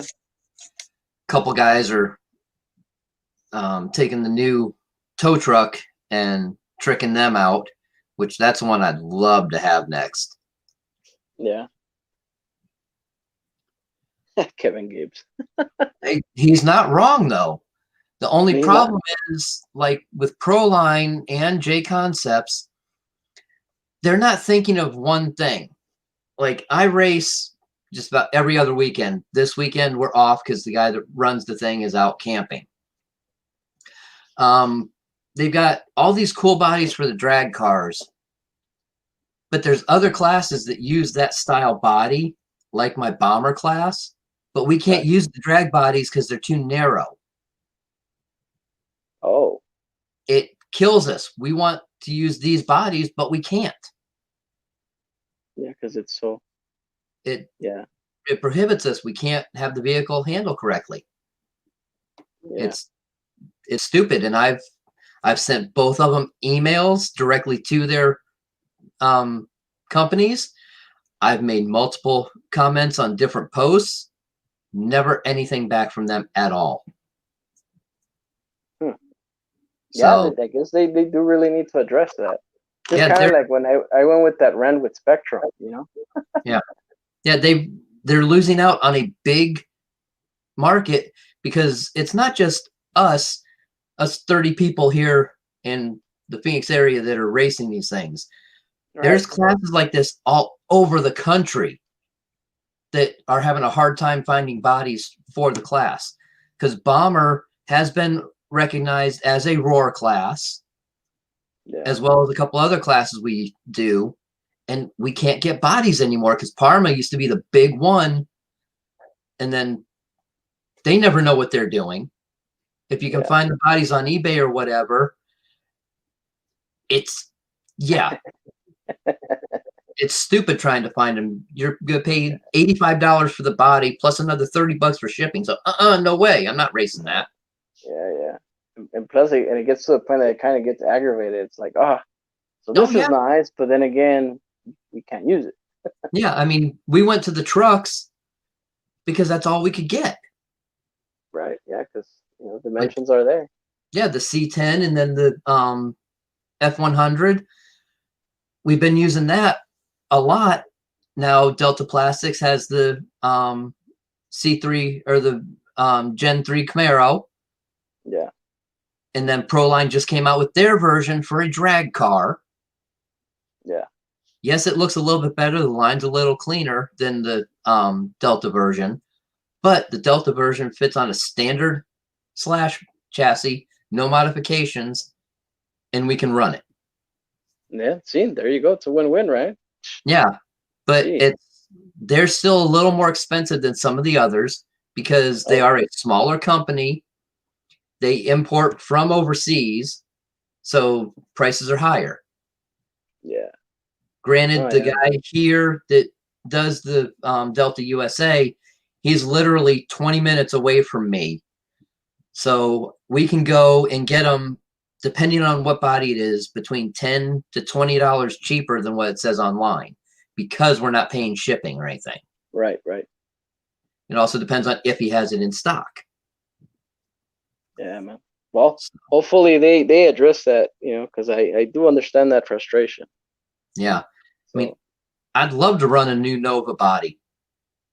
yeah. But And see, now going back to Kevin Gibbs's comment here, says that we are the target audience now. Let me tell you this, man. Going back to the times where even the Blazer, was around. If you look at a Blazer today, I don't think nobody would actually buy, a body of a new Blazer and slap it on I don't know, I guess the on a new crawler. Blazer, Yeah. that's not a Blazer. That's a redone. I'm not even going there with that. No, but see, the thing is, going back to the comment here, of course, man, I'm not saying that new cars now, they don't have that glamour, but vintage stuff does, man, and Yeah, of course, they don't have the look anymore. They don't have the soul. yeah. And one of the things is that, so Ford came out with the Bronco, right? It is meant to be what it is, the Bronco. Yeah. And Chevy is like, so they brought out a Blazer and it's like a utility vehicle. Are you kidding me? Yeah, they brought I out. really wanted to be in that meeting. It's like, are you serious? Do you know what the Blazer was all about back in the day? I still know some people that know people. And when that came out, I sent my buddy a message saying, how stupid are they? Flat out like that. And that's all I said. He's like, don't go there. He and such already had that discussion. And yeah, they have now rebadged that vehicle from the Blazer to Trailblazer again, which went more towards what that new vehicle is. Because the Trailblazer that they had years ago there in the early 2000s, late 90s, early 2000s, was actually the same chassis as the Hummer H3. Yeah. Not the best deal out there, but No, it could be passable. It was nowhere near a Blazer, but it wasn't trying to be. So now that they've rebadged this thing as a Trailblazer, this metal thing. I can somewhat deal with it. When they put the Blazer name on it, they're idiots, flat out. And I'm actually GM to the bone. I've got Oldsmobile tattooed on me. I mean, come on. Oh yeah, man, and the thing is, we did see the Ford Bronco, drop in and say, "Hey, look, I'm here. Look at me." That thing came out 4 doors, 2 doors. The most basic model. Ford really did his homework. It's actually really nice. I'm not a Ford person, but it looks great. Yes, that is basically a Jeep competitor. Yeah, it is. We're talking about real life, and now as soon as I saw the Blazer, the first thing, oh look, hell yeah, Oh, Yeah. is that it? It kind of even looks like an Aztec, the Pontiac Aztec. Hey, wait a minute. The Aztec, people said it was an ugly vehicle. I'll give you that. But they were actually really nice to drive, handled great, great sound systems in them.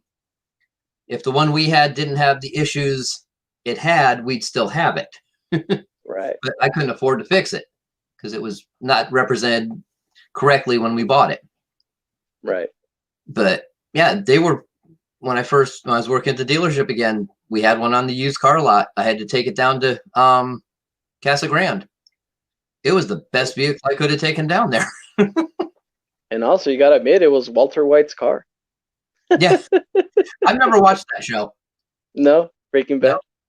No, not my deal. Well, it was filmed over here in Albuquerque, which is 4 hours Oh, away I know. from me. Yep. But now, Yep. see, the Pontiac Aztec, if I'm not mistaken, you can literally turn that thing into a truck, right? I think the roof will come off. No, Not the roof, but I guess the back, right? no. No? You could take it off, but it'd take a while because you got to unbolt all sorts of different things. It wasn't something real easy to do. Also, it wasn't, but I do remember it because the Pontiac Aztec came out in the early 2000s. That I do know.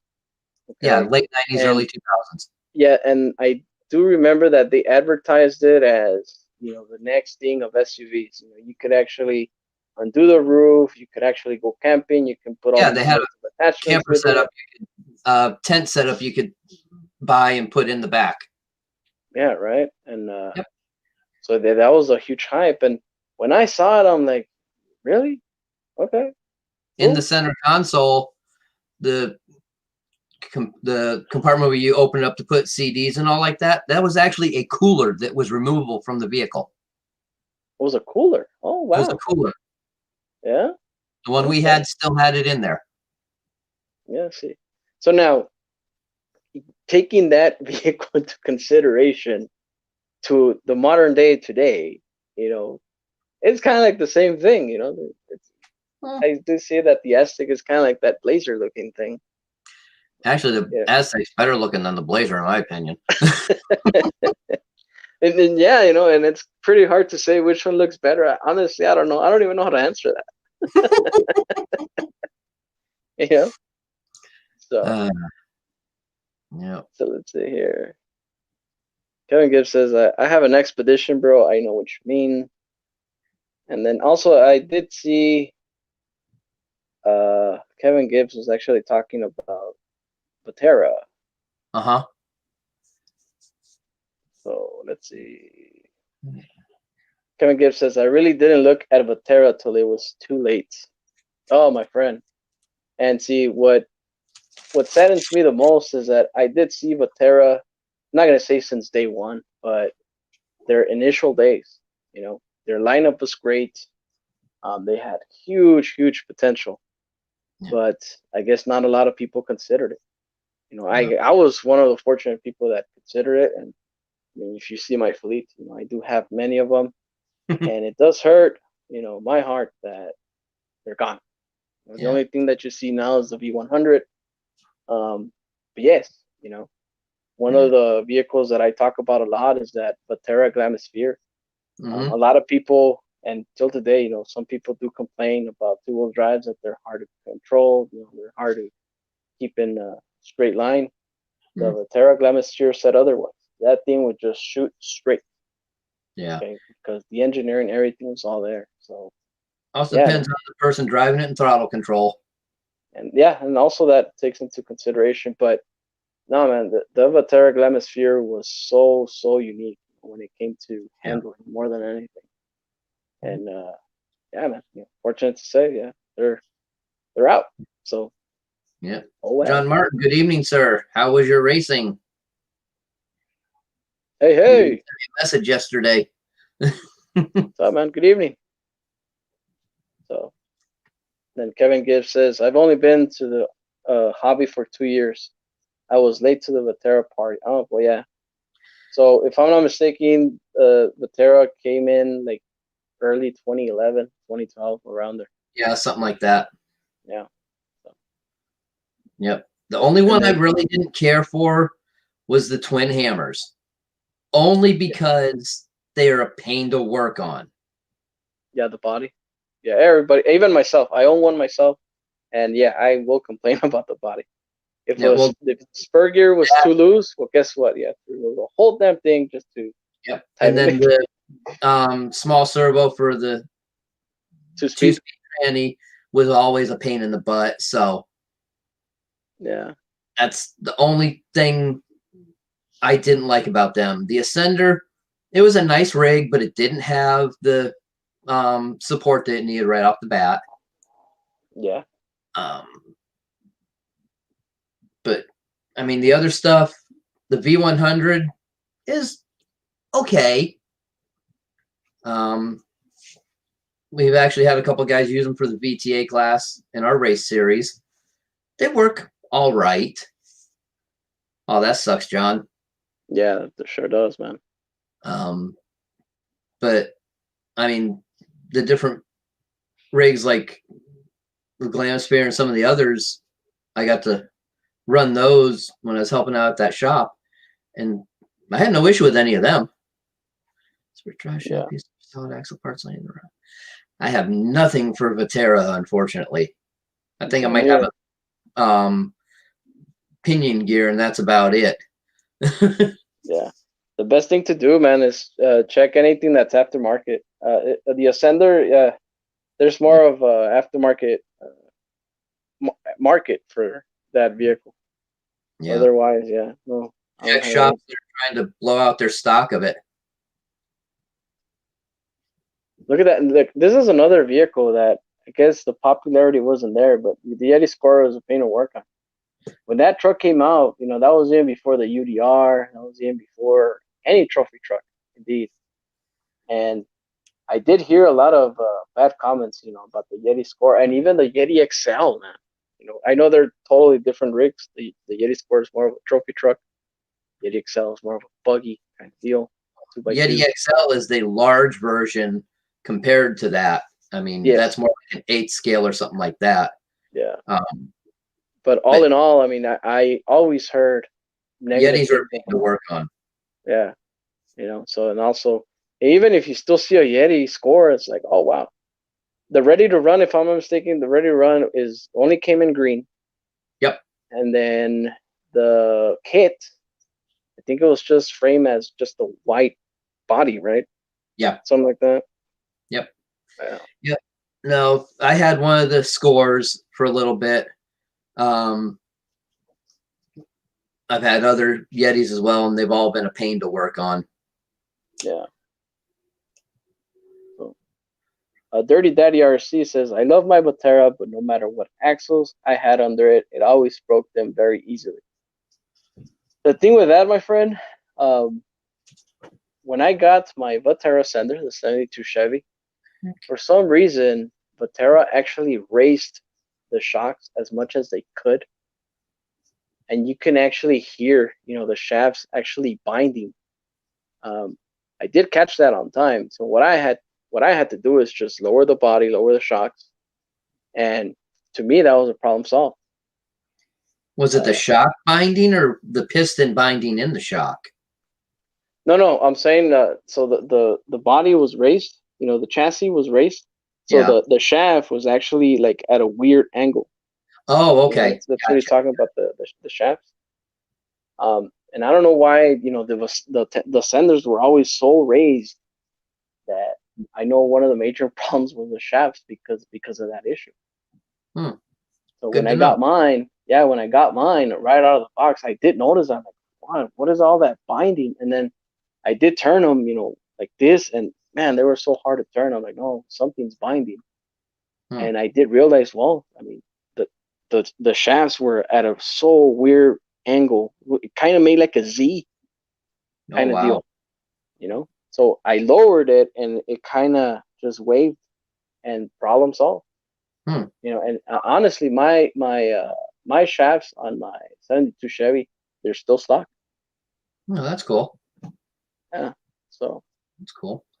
You know, I've never had one. I've driven a couple from friends of mine, but never encountered any of that because I guess they took care of all that before that. Yeah. No, and mine is mint. You know, the only thing that I did replace was just the tires, and actually Axiomatic RC gave me his wheels and tires. And that's the only thing that, and I did insert a winch on there. And that's technically it. The only thing also that a lot of people didn't like, right out of the box, you know, the suspension was so stiff. You know, that was another thing that people would complain a lot about. But honestly, mine is bone stock, and it does really, really well on the trail. You know. Well, probably since you fixed your shock issue, that took care of a little of the stiffness problem, I'd say. And yeah, of course, yeah. You know, So, and even mine, yeah. JMH. Yeah, so, yeah, he says, "All right, everyone, have a good night." Hey, man, appreciate it. Thanks for stopping by. So, and I've been wanting to run that truck, man, but yeah, right now my time is not here yet. So, but yeah, I need to get out with mine at some point, but I don't know where I want to go. I can't really traverse the terrain too well, so yeah. So you are out of Phoenix, or you're actually in Phoenix? I'm in Sun City, which is the northwest section of Phoenix, because you got Phoenix metro area, and then Scottsdale is part of Phoenix, still in the Phoenix metro area, but I'm northwest Phoenix. If you look on a map for Lake Pleasant, I'm about 20 minutes away from there. Oh, okay. And now, do you have any rocky areas around there? Oh, yeah. If I go on the other side of a wall right here, I've got a whole area that's nothing but river rock that's used for a drainage area that I can crawl in. Oh, really? Oh, okay. Yeah. I literally just have to drive around the block to get to it because I can't get through my wall here. Yeah, that's sweet, man. So, I mean, there's stuff all around I can do, but walking a lot of the areas like going through that river rock and all, I can't do it. If I do, I will more than likely fall. And I'm tired of falling. I hear you. I hear you on that, yeah. So there's risks. I know. Oh, yeah. I mean, the rig is ready to go. I've got my tutus back on it. It looks great. But it's just sitting here, and I think I ran it one time after I changed my servo to my MKS.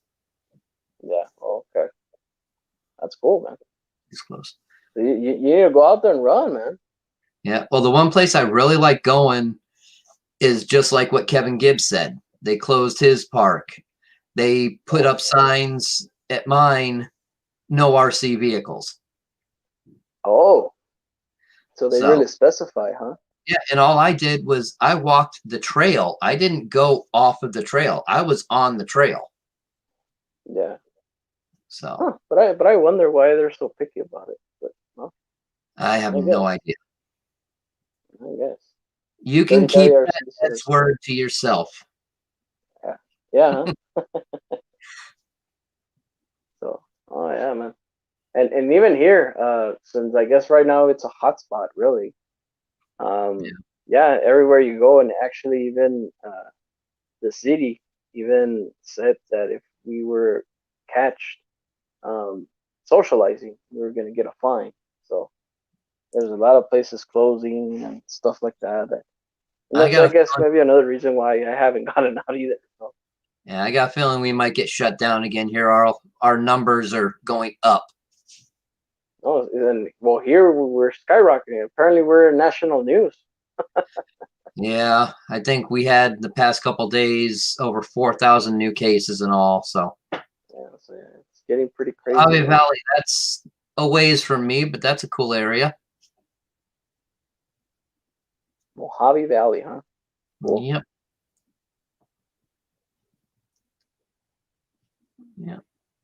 Yeah. If you were raised there, where are you at now? My new PI. Barbecue. I mean, we got a lot of cool places to run here. We have a lot of G6 events all around. Really? Yeah, just I'm not able to make it through the courses. Oh, yeah, because So, I See, mean, Brendan Tidland, yeah, I'm sure, we actually made national news for some reason. yeah. So, yeah, when you guys think about El Paso, Texas, yeah, you think of RC basketball. So, and no, yeah, man, the irony is, I know, I hardly go out of the RC basketball arena, but this city does a lot to offer, when it comes to trails and land and stuff like that. Just outside of El Paso, there is a place called Red Sands, okay, and it's just nothing but pure sand. I've been wanting to go. I've gone, even back then when I had a truck, 4x4 truck. The reason why I haven't gone is because I don't have anything off road to go in, and even if I would get an off road vehicle, I would love to go, but yeah, the thing is, I don't have anything to go on. So, but yeah, I mean, Red Sands here, it's amazing, it's awesome. I know And where Red also, Sands is. oh yeah, okay, Yeah. yeah, it's technically, it's technically about 20, 25 minutes away from my house. But yeah, it's a really cool place. And technically the Glamisphere will look amazing there. Any type of sand buggy will look amazing there. Yeah, it would. That'd be real cool up there. Right, yeah. So, and also El Paso has, the Franklin Mountains, bunch of trails up there, where people go up and hike, bike trails, and stuff like that. And that is something that I'm taking for granted, So right now I'm actually shifting towards that direction. That's why I guess I'm going through the crawling phase, and also because, well, right now work has been really, really hectic and slowing down a bit. I guess since I've been bashing and whatnot, but yeah, Yeah. crawling really, you just phase off. You just zone out and you do actually have fun. So that's another thing that I say relax. that it's good for crawling. So yeah, I got the White Tank Mountains out to the west of me. I got Lake Pleasant just northwest of me. Actually, if I really wanted to, I could probably go just off the road, just off the Route 74 out here. I got places I could go. It's just a lot of them. The way my body's doing anymore, it's not easy to get around. right. And if I even take my chair with me just to make it easier for back pain and all like that, I still can't get around because it's too rough. Yeah. I hear you, man. So I tried to not story. use the chair. And true story, when I went to go out and film my my first run ever on my TRX4 Blazer, I went up there. It's actually a park over here by I-10, our interstate. And it's a really, really nice park. It does have like a little trail that you can go into, and then it has like a little section where it's just pure rocks. So, and it's been so many years that I haven't walked up a trail, and I think I took maybe like 5-6 steps, and I fell, man. Daniel, you're right. Who's gonna flip my truck back over when I roll it? Yeah. Right. Yeah. Yep. So, yeah. So. And then also, as you can see, Bobby Altura C says, I watch a lot of Glamis videos. If you guys are not aware, so the Glamisphere is actually based on the place that it's Glamis, California. That is a huge, huge sector of sand, nothing but sand, and a lot of sand buggies and motors, dirt bikes, ATVs, all that. That is a hot zone. So, but Terra, what they did is they named that vehicle, for that place, Glamis, California. Yep. So, and yeah, see again, freaking barbecue. Yeah, he's got to be a Weisenheimer. I mean, oh crap! Oh, that hurt. Oh, man, this thing's heavier than I thought. I think this thing weighs more than my semi does. Really? Yeah. Oh, so Then that's the first. That's the X10, huh? yep, the wheels are 6 ounces each. Oh boy, that So is a heavy. That's a heavy rig, man. just a little bit. Jake, good Hey, Jake. evening. Welcome, Jake. So, yep. Yeah, this So, thing. yeah, you should take that one out, man. Definitely. Yeah, I've had it for a while. When I first got it, it didn't look like this. So what was the original body on there? It was an old Ford F350 body with nothing on the back, and it had a metal exo cage on it. Oh, And it fancy. was stupid heavy. Oh, so it was heavier? Yeah, it was real top heavy. Yeah. And it had the stock. Which tires did it have on it? I think it had Trepadors on it with the stock wheels, and they were glued together on the back to make dualies. Dually. So, Oh, wow. Okay. yeah. I'll be putting the video of that from back in the day on my AZ Froggy's Facebook page here shortly when I can find it again. Yeah. Oh, And when I first got it, it had a when I first got it, it was just a roller. a roller. Okay. So, and I put a 21 turn Traxxas motor in it. And it's gone through a few different versions, but now the only things that are left stock on it from when I got it are the frame rails and the centerpieces. Oh, the braces. The braces and the radio box. Everything else has been changed on this thing. Yeah, that's heavily modded, man. Yeah. Metal, the China metal transmission. Transmission casing, yeah. Yep. It's actually the gears on the transmission are actually a helical cut pinion and spur. Oh, fancy. So it sounds real wild going down the way. Yeah. The Boom Racing fat axle housings. Yeah, I do remember those. Yeah. And then I was considering one of that set, before I saw the Vanquish ones. And then once I saw the Vanquish, well, yeah. I got the Vanquish one. And then on the front and rear, it's got STRC braces for the arms for the links. The Komodo internal sprung shocks. The MKS 1220, I believe it is. Yep, 1220 servo. My little piece I make here at the front. Get rid of that front brace that's down low. Yeah, and even the bumper delete, because that's where the. I've just got the bumper off right now. Yeah. Oh, okay. Bumper sitting on the ground, stripping it. I do remember a lot of people were complaining because the servo would actually get caught up on all of those pieces that were there. So I make that sheet metal piece and use full range. That's awesome.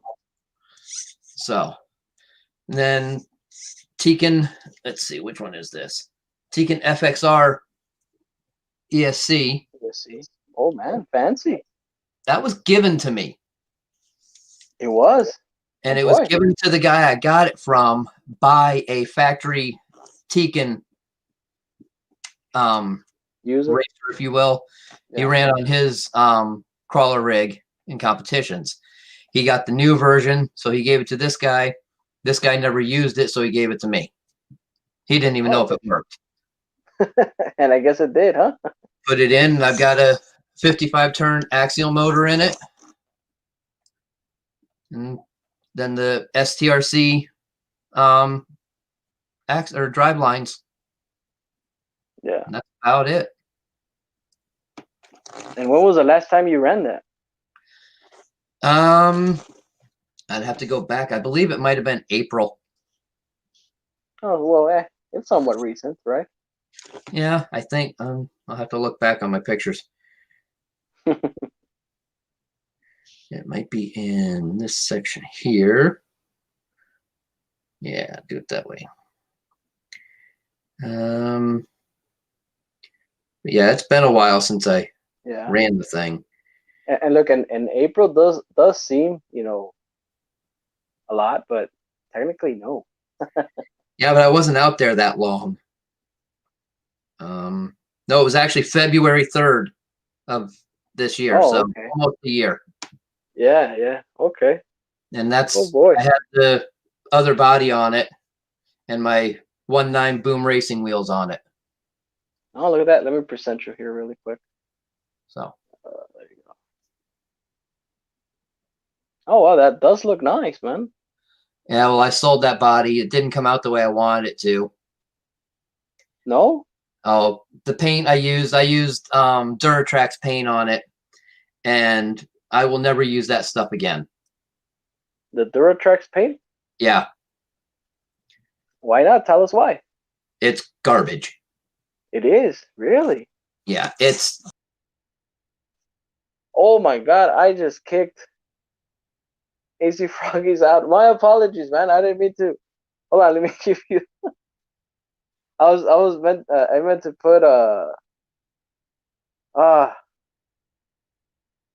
yes, and this is live. My apologies, Brett. If you're still here, there's the freaking link. I'm sorry, I clicked the wrong button. Jesus, man, I kicked my only host out. Jesus, and it was live. Brett, I'm sorry if you're there. Sorry. Oh man. Oh, you're backstage. Okay. Give me a second. At the stream. Oh, my apologies, man. I was trying to hit on the other button. And then we also have John Martin. Hey, man. Good evening. Yeah. Let me see. Yeah. Oh. Okay, barbecue.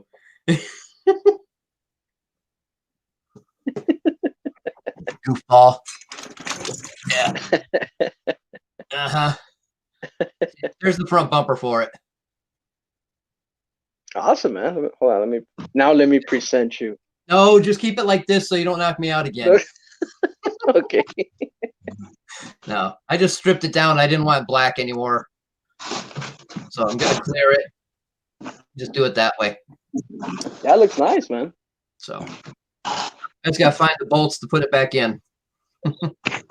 Yeah, that looks pretty awesome. What's up, John? Good evening, man. Welcome. Not much. What's the word, my friend? Oh, there's plenty of them. Yeah. Well, let's talk about it, my friend. Oh, it was an interesting night racing. I'll just put it that way.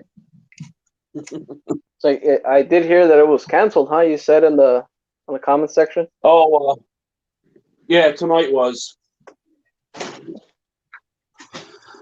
Friday the 13th was definitely Friday the 13th. Oh boy.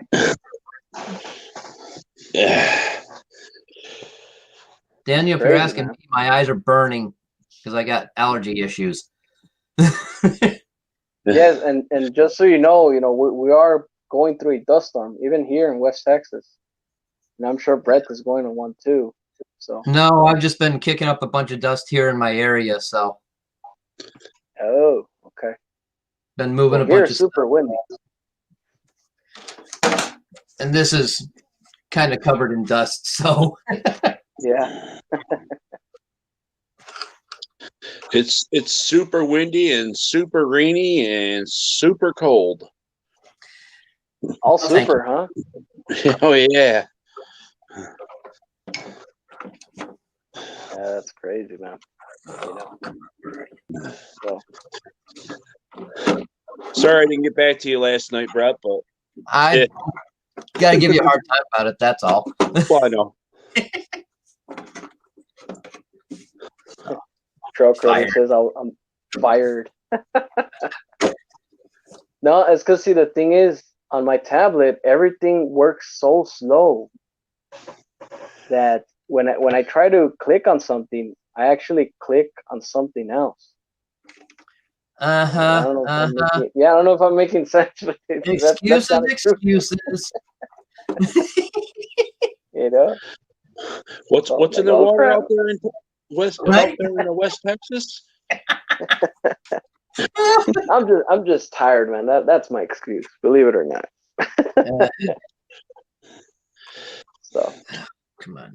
so what else you got over there, John? You have any other plans this weekend? No, I got my plans are to tear apart cars and fix problems and issues. Oh yeah, right. So how are you liking your new felony? Any word on that? Oh, I just haven't had it out, but yeah, I got some replacement tires and another front diff so I can throw it in the back so I can roast some more tires. But I just gotta get out and get it done. Done, huh? Yeah, that's the accomplishment right there, right? Yeah, like I said, Hey, Barbecue wants me to finish up what I was starting up on. About Yeah, the I dirt. was reading. Like the burgundy that body was supposed to be, it's supposed to be a regular paint. It doesn't say anything about anything not. It's a translucent color. You have to put so much paint on there to get it to cover.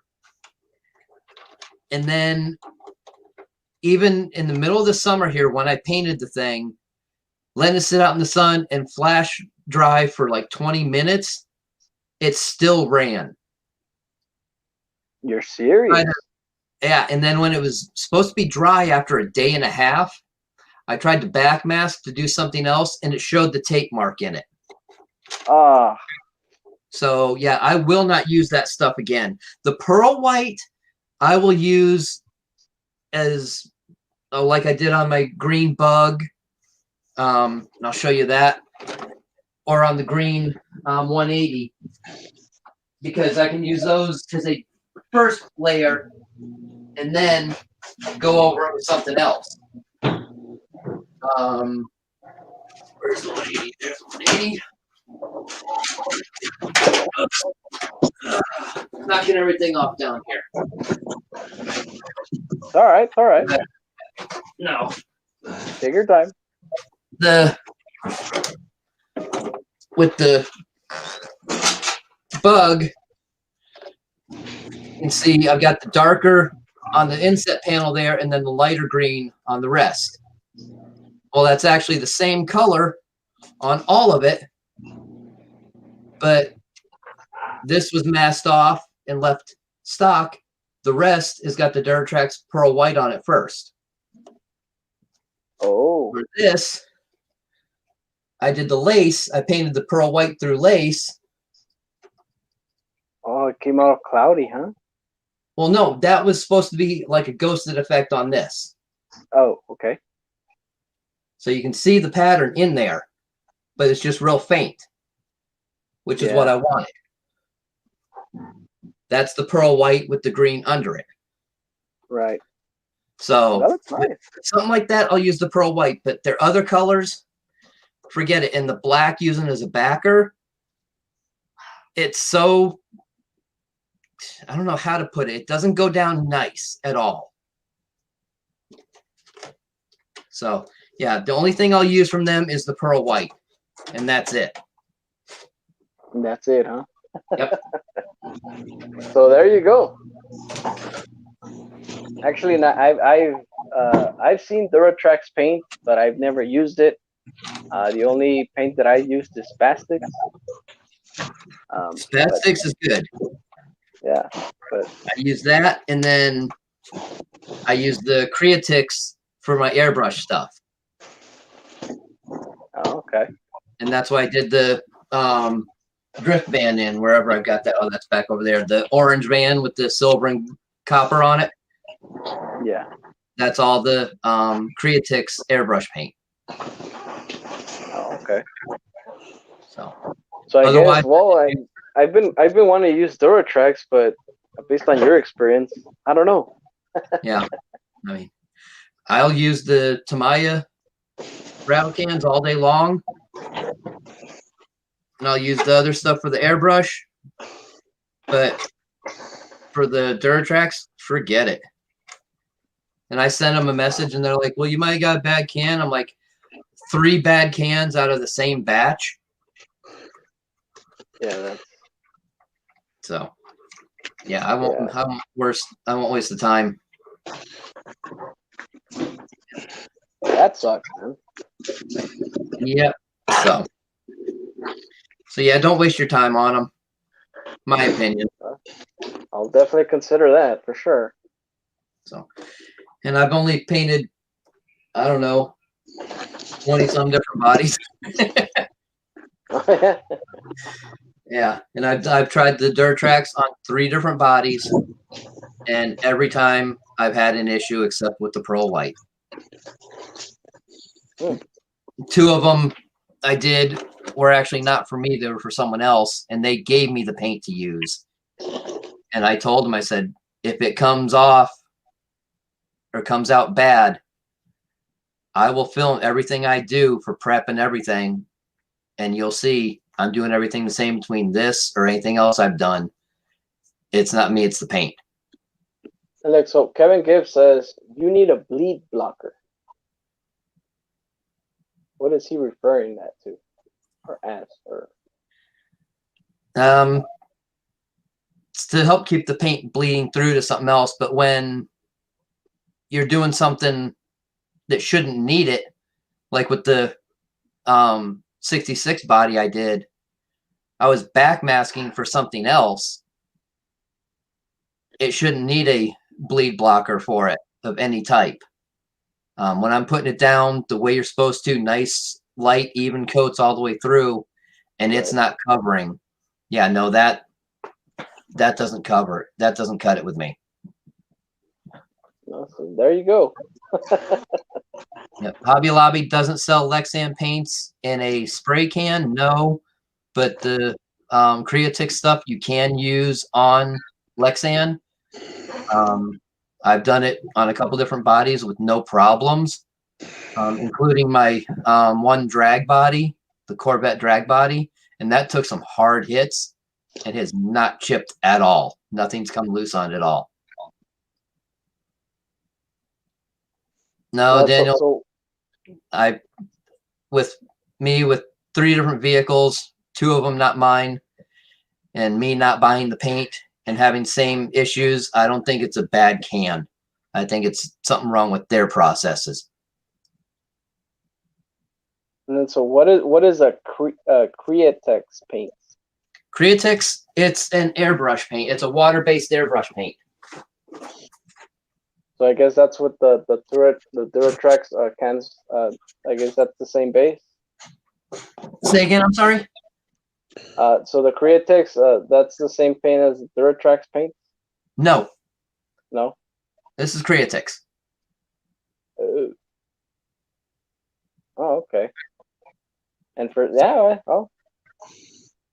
Yep. I love this stuff.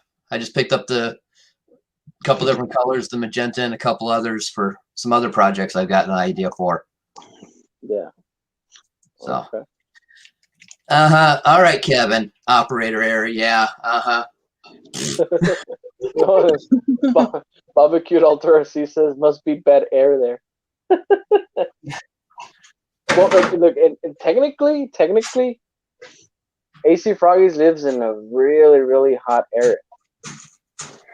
So it could be less dense. I mean, I'm not sure, but yeah, but when it's hot enough where it should dry very quickly and it still runs when it's a day and a half later. Yeah, yeah, I get what you're saying. That's a problem with the product, not with the process. Yeah. And then look at so RC. See, look, I meant to click RC Voodoo, and look, I clicked Dirty Daddy RC. RC Voodoo says, "I wish I could show you a pic of my blue Jeep. I use Duratrax, and it still looks amazing." it's been over 6 years. And that was So, back then. They might have had a better process for the paint. This Yeah. new stuff that they've got, if they've changed anything on it, it's gone right to garbage. Dirty Daddy RC says, well, I've got to go. Good seeing y'all. Hey, man, appreciate it. Thanks for stopping by. And we'll see you in the next one. Later, guys here in town have issues with it, so it's not just me. And yeah, see, look, and by the end of the day, man, some people have bad experiences, all in all, Oh yeah, that's and like I said. That's my experience. exactly, and trust me, Brett, AC Frogs, that's not the only person that I've heard complain about Duratrax paint, So, here in town, there's a few local hobby shops that carry that paint. And that's another reason why I really haven't used it, So, but all in all, man, some people they do work with other people's and experience different, So. Yep. Yep. Oh man. And see, and the thing with me, well, I'm not that paint savvy kind of guy, But, yeah. Yeah. So, John, question. Yes. Yes. What do you think about the new Low C Gravedigger and Son of a Digger? Is it on your wish list? Will you be getting one? It was this close to pulling the trigger, and I decided to be smart and not do it quite yet. Really? So Yeah. this discretion kicked in, huh? Yeah. I'm just saying, with just everything going on right now, I figured I better just keep that money stashed aside for in case rainy days come. Like Friday? Oh man. That kind of a rainy day, or you got to specify now? No, I'm just saying, with the state of everything going on in the world. Yeah, of course. Yeah, no, I hear you too, man. That's the only reason why I didn't pull the trigger. Yeah, I hear you. But all in all, if we had a perfect world right now, would you have gotten it? Oh yeah, I would have been all over it like a fat kid at lunch. Yeah. Yeah. There we go. That works. Yeah, like I said, it was. But I did go to the local hobby shop that kind of screwed a bunch of us over. Really? And well, yeah, the owner passed away, and 3 or 4 of us were talking about getting together and getting involved in it, and he just shot in underneath us and bought it before we could. Oh, wow. So, and he That's doesn't sweet. know his butt from his elbow, so I like to go in there and just harass him. Yeah. I walked in there the day that it was announced and asked him if he had it or if he was getting it. And he goes, "Getting what?" I go, "I thought you were the best hobby shop in town." And he didn't even know anything about it. Really? So, Yep. like I said, I decided to have a little fun with that. Just a little. Right? Oh yeah, Well, my local hobby shop doesn't have them yet. Well, Now, of course, I don't know if they're lying, but No one's got them yet. I think I saw something where they said the 15th of November, which is what, tomorrow? yes. Monday. Is it tomorrow? I don't even know what date it Yes, is. today's the 14th. Yeah, it is Well, Okay. here in West Texas, yes, because it's 10 o'clock. Yeah, well, like I said, I heard them say something about the 15th. Some places are getting them, or More early like orders of some of them. more likely be Monday if they are getting it, since Sunday no shipping. Well, I'm just saying in general, Yeah. But it was just the horror and expression on his face when I said, "Do you have this? Why don't you have this? I thought you were a real hobby shop." Right. Yeah. He's like, "Oh, I'm gonna have to get on." I go, "Well, go ahead and get on it. It's already sold out until January." I know. Yeah, man. Right now we live in a world where who knows when they're gonna be in stock, who knows when they're gonna be available. That's a Yeah. pain, man. Oh yeah. Yeah. Yeah. And I was saying earlier that I placed an order for the Element Sendero, the Mhm. Enduro Sendero, and so I've been checking Horizon Hobby, on the ETA. So when I placed the order, it was January, and I checked a few days ago, and now it went into February. Yeah, that's what I'm finding too, is January and February. Yeah. So, and people that I guess they've been wanting to get stuff for Christmas, well, I think your best bet is just going to a local hobby shop, really. Yeah. You know? See what you can do. Yeah. Well, it's kind of like when I got the felony, I went to another hobby shop and I was on their pre-order list, and they never got them. Like I said, when I finally went down there, after the second time they told me, "Hey, it's going to be here in 2 weeks. Hey, it's going to be here in 2 weeks." I went down there and they go, "Well, we don't know when we're getting it." I go, "Cancel it." Yeah. And I come home and jumped on the internet and went to another small mom and dad pop shop that I know that's on the internet and ordered the felony and had it in 3 days. Yeah. Yeah. Yeah. No, that actually happened to the one shop I deal with out here, the one that had the laser nut stolen. Their shipment of the felonies never showed up. Mhm. So it wasn't just them. There are multiple other shops that had happened. So it kind of sucks. Like I said, I wasn't. When you first off, you tell me it's going to be September 11th, and I'm like, all right, fine. And then you tell me, oh, it's going to be the 25th of September. Yeah. Okay. I go, just happen to be in town in the area and go there on around the 25th, and goes, oh, we're not going to get them until December. Yeah. I said, cancel it. I said, Yeah. cancel it. Well, a lot of times that's something they can't control either, unfortunately. Yeah. Oh, they said that, and I realized that. Yeah. But I was like, it just sucks. I'm like, how do you guys go from taking pre-orders to not getting it until 5 months That's later? pretty shady. That is pretty shady. Yeah. No, that's what happened to Superstition also. They had a bunch pre-ordered and their order never came. Yeah. Not that they didn't order it or anything. They just kept getting pushed back and pushed back and pushed back. Oh yeah.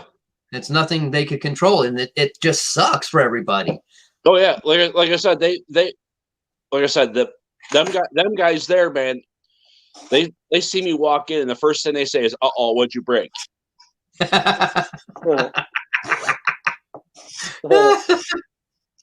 They know you too well, huh? Oh, and no, I'll go in there and I'll just get random things and like, what the hell? What are you doing with this? Don't worry, science project. Yeah. Or stocking back up. Leave me alone. Yeah.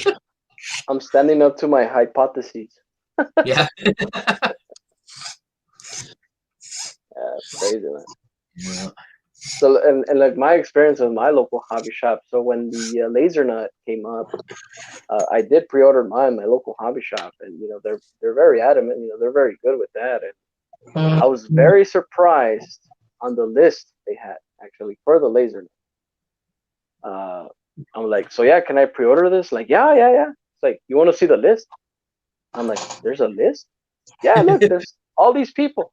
Like, holy crap! Like, yeah, this is a popular car. And yeah, next thing you know, I do remember walking in, and I did get the call. Once it was there. And yeah, my hobby shop. Hey, shout out to them if they're listening. Star City Hobbies. Yeah, they gave me the call in the morning. It's like, hey, we already got the shipment for the laser nut. Want to pick it up? Here they are. Nice. So I obviously I did get the call in the morning, and when I walked in, it was late actually. They were about to close, and I decided, to film a little bit there and just do the unboxing right there and then. And actually, I was maybe the second to last person to get it because everybody throughout the day they got it, and they took it. So yeah, man, yeah. So everybody got their laser nut that day. So that was pretty cool. So Nice. yeah, experience differs, right? Yeah. Oh, what? Yeah. Like I said, it's one thing if that happens, but then the same shop. Other times I've gone in there asking for something, and they go, "Well, we don't have it," and the supplier is out of it. Yeah. Going okay. So do you want us to order what you have? Like I said, I was ordering some GTR shocks during the height of this thing in the early spring here, and they could find the fronts, but they couldn't find the rears. I had that problem too. Okay, so it's like, all right, what did you know? They managed to talk to somebody else they knew and called me back later in the afternoon and goes, "Hey, we found them shocks. You want them? They're different color, but do you want them?" I'm like, yeah. Yeah, color don't matter for what I'm doing. Yeah, it's not being a fashion show. It's going to be, I'm just going to get this thing to, it's function over form. Yep. Yeah, Don't care if they're pink as long as they're working. Yeah. And even if they were pink, we could always sand them down and Yep. Strip them down. Right. Yeah. Like mine, I couldn't find the full set here in town, but the guy I raced with had a full set of them. He had run one time, and he wanted to put his Associated back to all Associated stuff, and I had a set of the Associated shocks. We just did a trade. Yeah, there you go. So that was the best deal ever. So let me ask you this, gentlemen, and I'm not gonna name names because, of course, But so there is a hobby shop here in town that when they get their RCs, they actually sell their RCs retail price. Okay. Okay. Full price, really up there. Have you guys had that same experiences, where you guys live? Sounds like Hobby Bench. Yeah. I'll say it flat out. I don't care. Yeah. It's Hobby Bench here that does that. And they know it. A lot of people here call them Robbie Bench. Yeah, that's crazy. Yeah. That's why I don't buy vehicles from them. And by the end of the day, the situation that we're living right now, those are the types of hobby shops that you will actually find stock because of how expensive the thing is. Yeah. But yeah, that is the only way you can actually find something that you're trying to find. You go to one of those hobby shops. But yeah, man. What's up, Tony? Hey, Tony. Your ears must have been burning from earlier. See, look, and I clicked on Tony, and look, I clicked on Jake. See, so I didn't mean to. Bucks put something in it, moved. That's why. Hey, Tony. Good evening, man. Welcome. So, yeah, man. Yeah. And speaking about hobby shops, there is a lot of people that say that hobby shops are dying. My point of view is, to me, it's sad because if there's a person that is a novice person that's barely getting into the hobby and they need a couple pointers here and there, the internet might help you, but there is no better interaction face to face when speaking to a person there in a hobby shop. Yep. Technically, hobby shop is there to help you out, but also you gotta understand, you know, they kind of have to make money for them Yeah. to stay open, you know.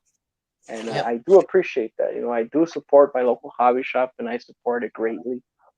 And because of them, you know, that's the reason why I have a big fleet, because I do have that entire staff, you know, backing up every single RC that I own. So, and, you know, that's the way I look at it. And of Yeah. course, you know, there are the people that, you know, they do darken the water, how they say.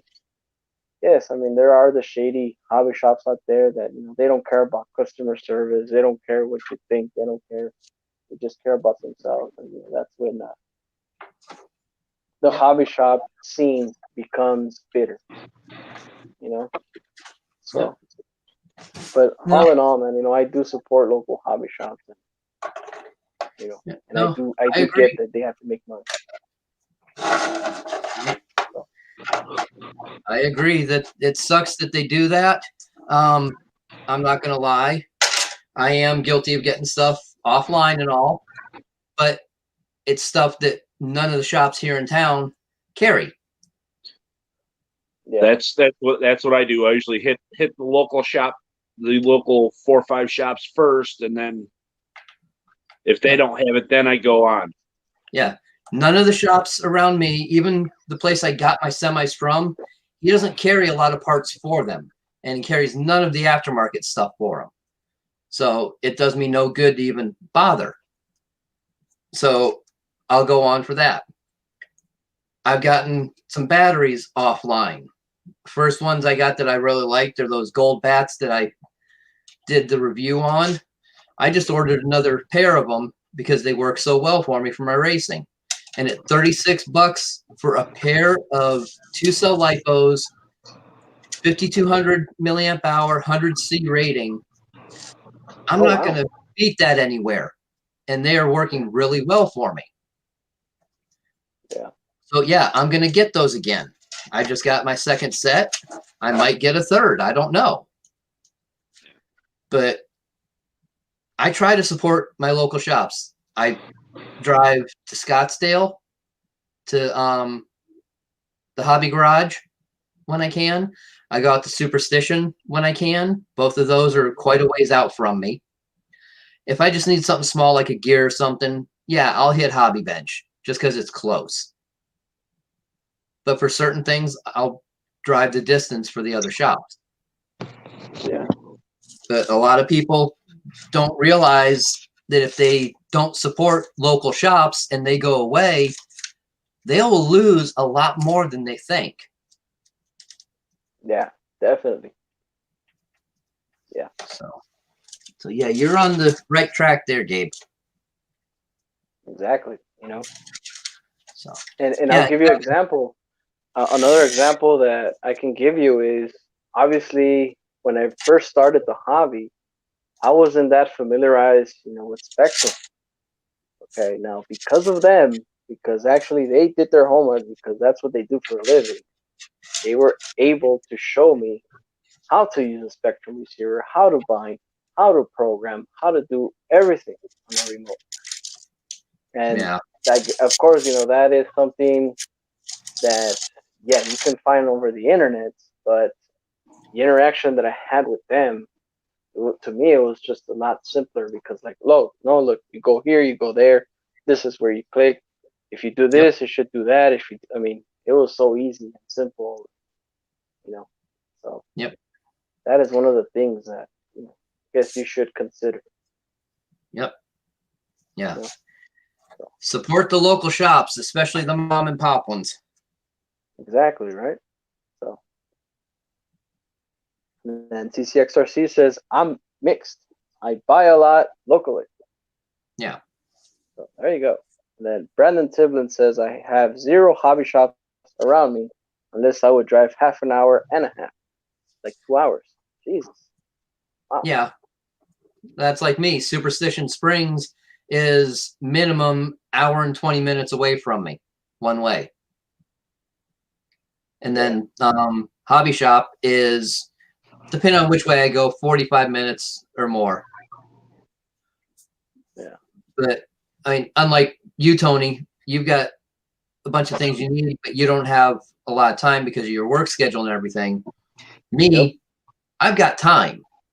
It's just a lot of times I don't feel like driving that far. Yeah.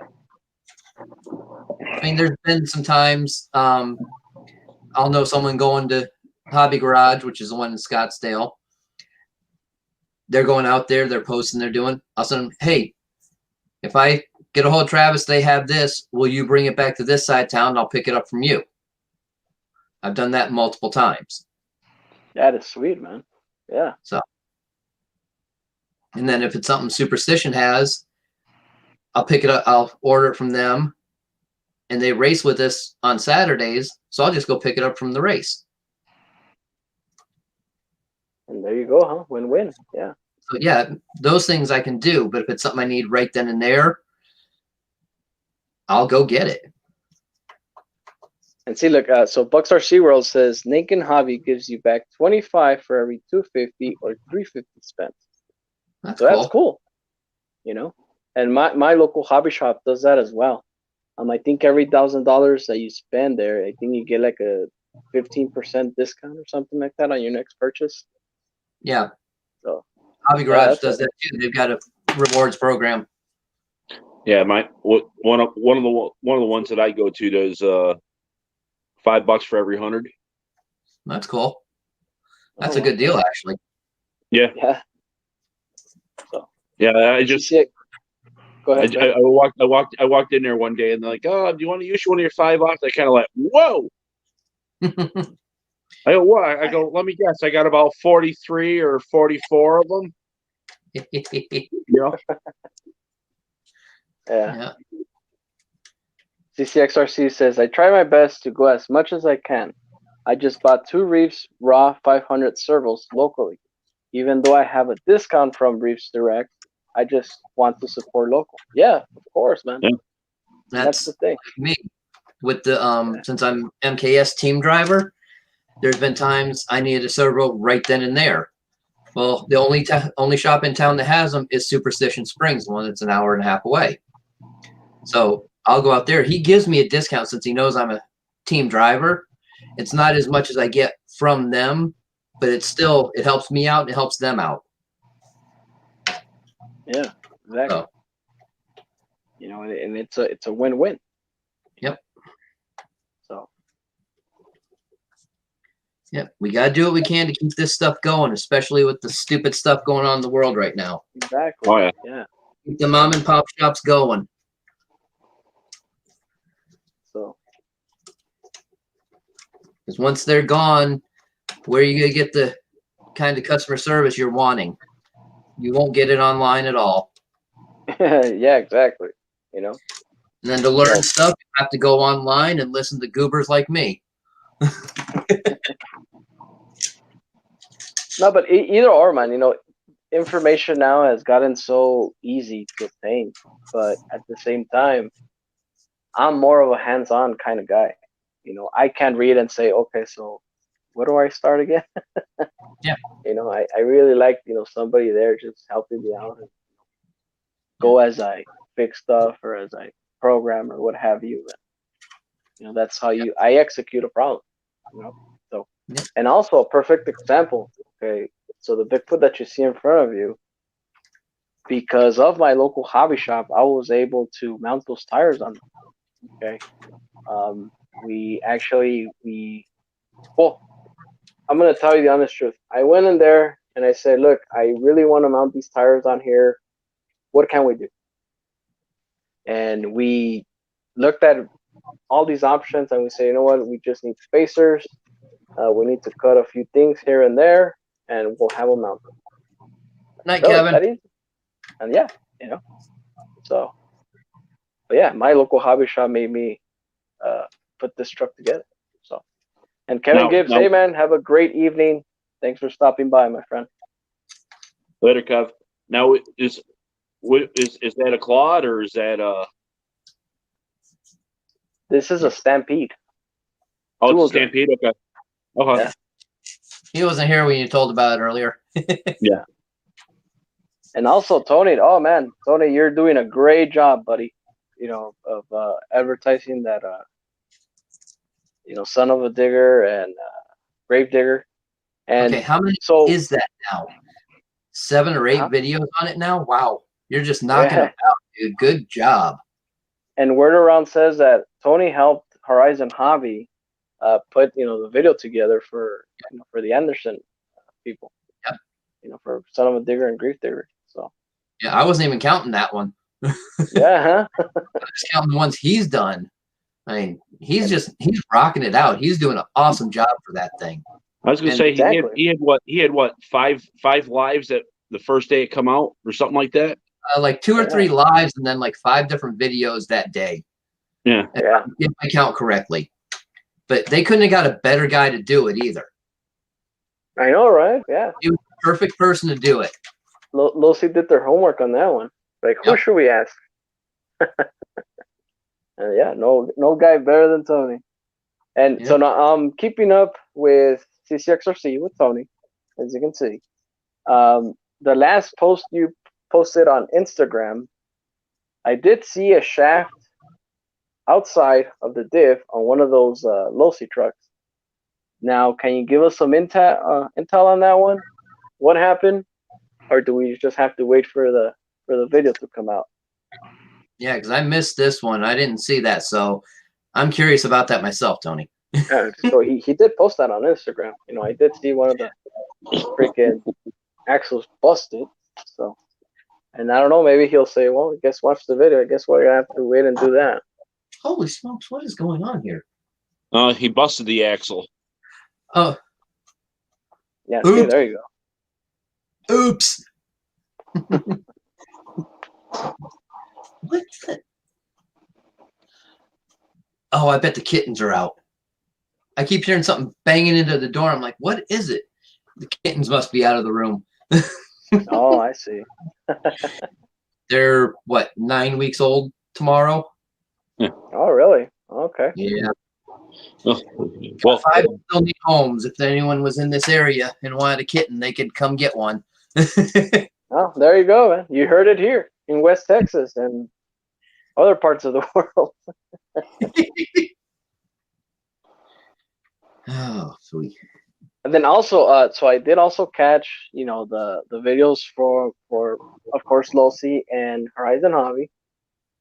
The 101 version did run over Son of a Digger, right? Yeah. Before the video ended. Yeah, the ride truck ran it over. Jesus, oh man! And since Tony shot that, did that truck survive? He said it did get busted. He said it the other night on Frank's. I think it was what, axle carriers or axle and rod ends and things like that. It wasn't as bad as they thought it would have been. And look at that! Look, CCXRC says best RTR RC ever bought. I like what he put in that. I see what he did there. And then he says, well, I didn't buy this. I earned it with lots of work. Oh, yeah, man. You bought it with sweat equity. Yeah, so. Yeah. And look, and also, since Tony's here, I'm not saying that Losi's, Grave Diggers, Son of Diggers are bad RCs in general. I really wish that chassis would have came up with that truck right there. Bigfoot. Otherwise, I would have pulled the trigger. I would have been in the, on that pre-order list. But oh man, it's Grave Digger. I'm not saying it's bad, but it's just you gotta look at it this way. This perspective. Monster Jam is kind of like football. Okay, there are fans, and of course, look. And I was born and raised in Texas. I'm not a Cowboy fan. I'm not a Texans fan. Okay, so that's the thing. So that means you're an Oilers fan then? No. I'm just not messing with you. Tennessee. Yeah. So yeah, that's what I mean. And I really wish Losi would have said, "Oh, if Losi would have came up with that Bigfoot Monster Jam truck, oh, yes, I would have just pre-ordered it right there and then." Actually, all I have to do is just pick up the phone, call my local hobby shop. Hey, put me on the list. Okay, we'll do. Yeah, but Yeah. No, so like I said, I'd love to have a War Wizard, something like that, just because I like the oddball stuff. all right, yeah. Or But hear me out. I Hear can't me chase out. the thing down. El Toro Loco, man. Yeah, That El monster Toro, truck. Even that, man, I would actually say, oh wow, But Mohawk Warrior. yeah, I mean, there's a But lot of them you could do up. Actually, you could do Mohawk Warrior if you can find one of the HPI Escalade bodies. yeah, huh? And then just get the stickers, and there you go. Yeah. So Tony says it's hard when you aren't driving and watching it crash hard. You'll be able to tell when I'm driving it. Now, here's something that I'm not aware of. Tony, does that thing come with AVC? Oh, I didn't even pay attention to that. And I know Tony is very adamant with AVC stuff. And I'm not gonna give you a hard time. I'm just curious, because even though if that vehicle would come here to me, yes, I'll definitely disable it. But No He said AVC. no. look, wow, okay, Interesting. oh wow, yeah, It might very be- interesting. It might be just because of the way the center of gravity is on it, and Yeah, the width. You might not need it as much. that's possible. Jake, that's a name I haven't seen in a long time. Holy smokes. Northern Nightmare. Yeah, that's a monster truck. It was Yeah. based out of Canada, I believe, and it went around a lot of the northeast states for the U.S. Because I remember seeing it in Connecticut at a car show. That was a long time ago. So yeah, I haven't seen XRC that. says I only run AVC on the infraction and felon. Okay. Okay. But now the real question is this: does that truck require AVC? Since you're a pro AVC kind of guy, you're not against it, like me. Or me. Like I said, I don't use any AVC or TSM or whatever. But like Tony says, in the felony, I do have it up a little bit. Yeah. Tony, I want to see Yeah, a picture.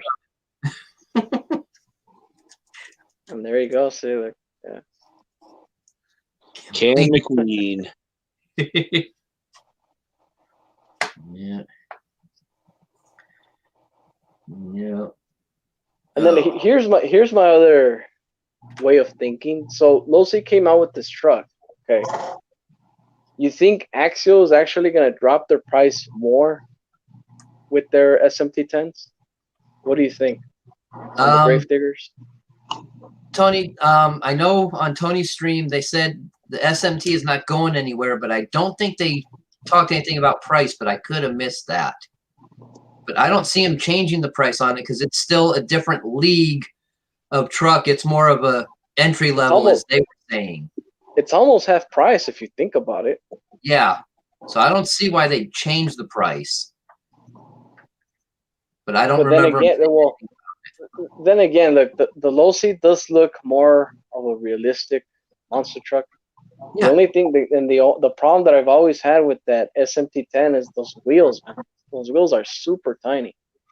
And of course, you can fix them by, putting different wheels and tires or whatnot. And of course, you can always upgrade. But yeah, if you think about it, well, yeah. Tony says different market for sure. Yes, So, yeah, of course, yeah. Yeah, I don't remember if they said anything about price changing or anything like that. I didn't catch all that. Yeah, well, it's at Horizon. I just checked Horizon right now, and they got it for $299. Yeah, $100. Yeah, same price as the roller base, or a little bit cheaper than the roller for the LMT. The rollers, I think, is $199. Yeah, I'm talking about for the LMT roller. Oh yeah, Yeah, That's $399. So can you basically say that the axial SMT10 grave digger is kind of like the poor man's grave digger now, I would say so. right? Yeah. Yeah, Tony's like, it's already so low, he can't imagine it any lower. And I can't either, really. It's not a bad price. And no, and it's not. No.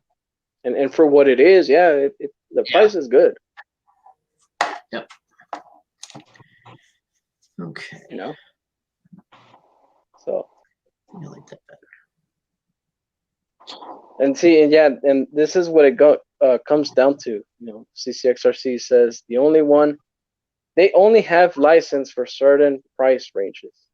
And Yeah. you know, I know it's pretty hard even to think about. You know, I'm sure to get a license from Bigfoot, I'm sure there's a lot of deals involved there. You know, just to put that on the low seas.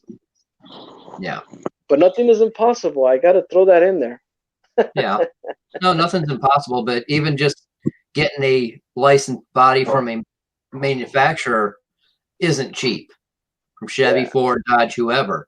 It's not cheap, and some of them are hard to do, especially now with GM and some of the different branches that are no longer around, Oldsmobile, Pontiac, Saturn, things like that. It makes it even harder to do because they are even more strict about letting it be done. Yeah. So that makes sense. That's how multiple companies can have gravedigger RCs. They can't mix price ranges. Yeah. Makes sense. Man, it's gravedigger though. It's Hey, nothing wrong with Gravedigger. No. There's nothing wrong. No. But I'm just seeing a perspective as a fan base kind of deal. You know. You know. I'm not saying that the truck is bad. You know. So. You're just a Ford fanboy, that's all. No. Right? No. I mean, it's just the legacy. I'm joking. Yeah, no, but it's just the legacy, of course. So you have Bigfoot, which started the monster truck scene, and and of course just the rivalry. Yeah. Oh, the thing is, I do like the look of the freaking truck since day one. Tony, we can't tell at all. Yeah, no kidding. Actually, we barely found out that. Yeah, we just figured it out. Yeah, actually tonight. So, but yeah, man, and going back to that, it's like football, man. Monster Jam is kind of like football. Everybody has their own fan base. Yeah. So. Yeah. Yeah, probably.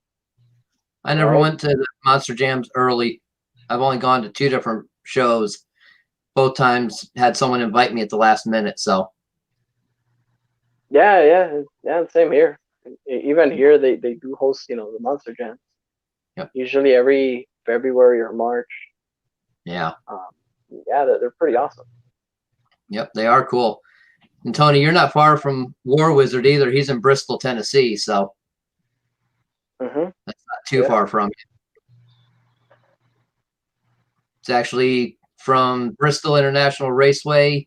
It's up the main highway section there, as they call it. I believe about 6 miles away from the track. So that wasn't far from. That's not far from where my aunt's house is there. What, he moved to Virginia? Because I know War Wizard was in Bristol, Tennessee, right off the main drag there.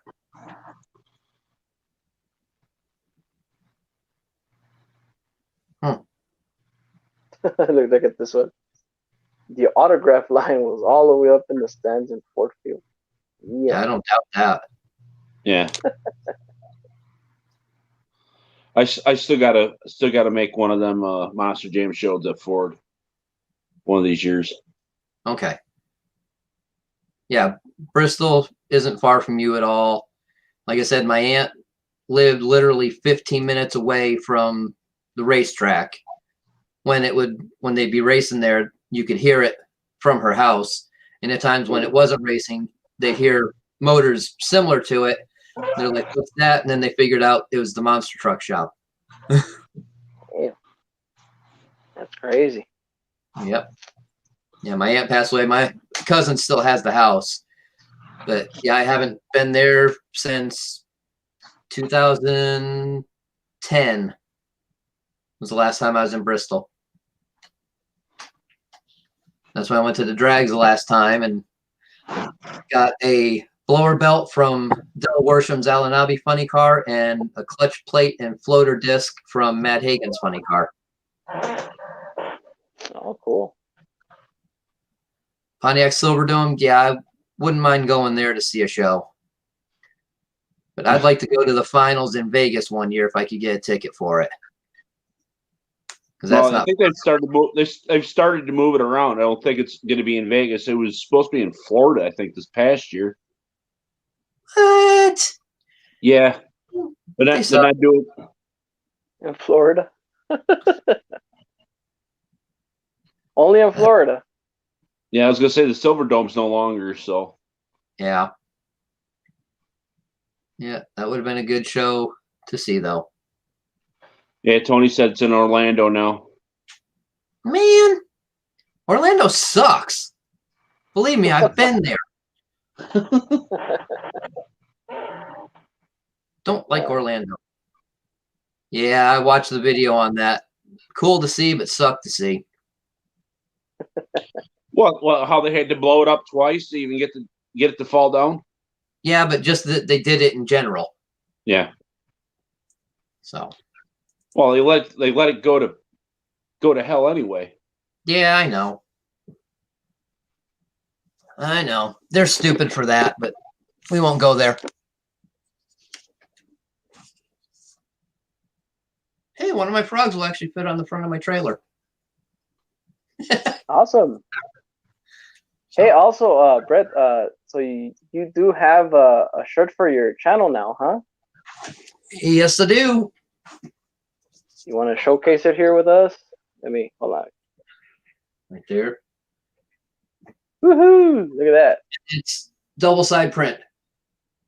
Awesome, man. That's awesome. So we're actually going to change. I'm talking to my buddy that's helping me do this. Going to change to a different company with a little better thickness of shirt. Fabric. So price will need to be adjusted for it. So I won't even say a price at this moment.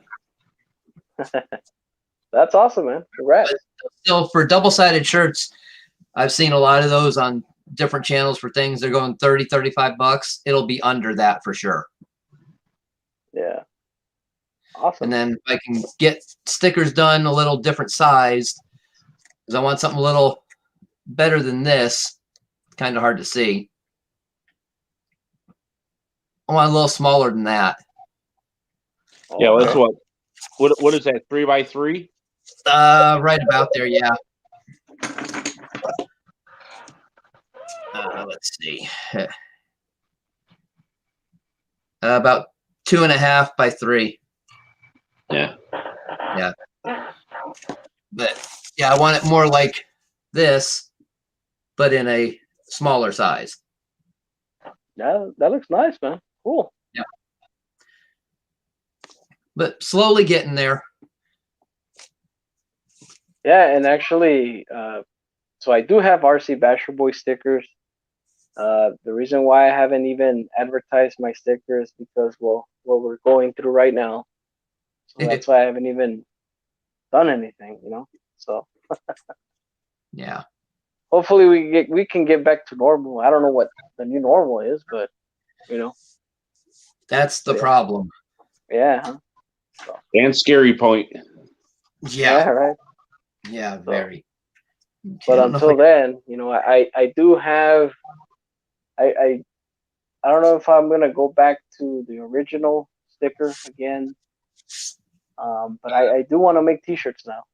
So cool. But again, once everything goes back to quote normal. Yeah. So. Yep. Yeah. So Tony. Yeah. We don't want the new normal. Well, No. I really want to see the day when people say, okay, we don't have to be wearing masks anymore.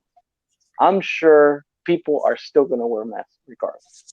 Just like You know? in Japan, they've been doing it for years, even before any of this.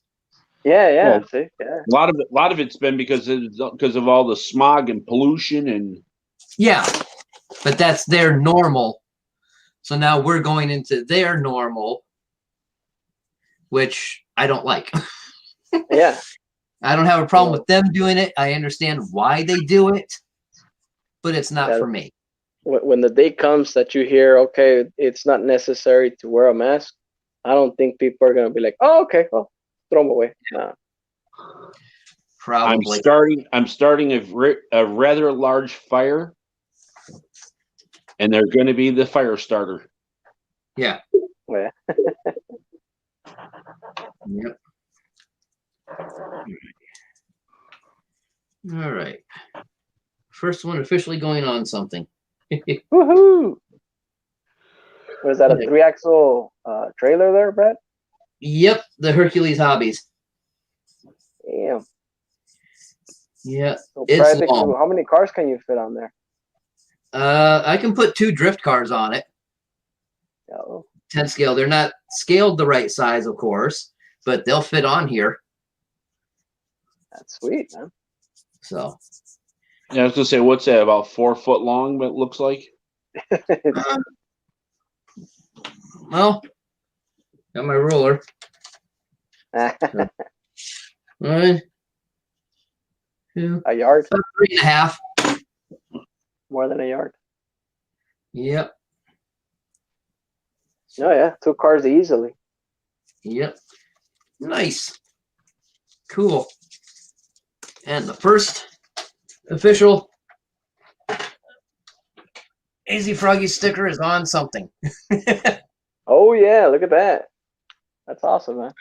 It pops pretty good. Yeah, sure does, man.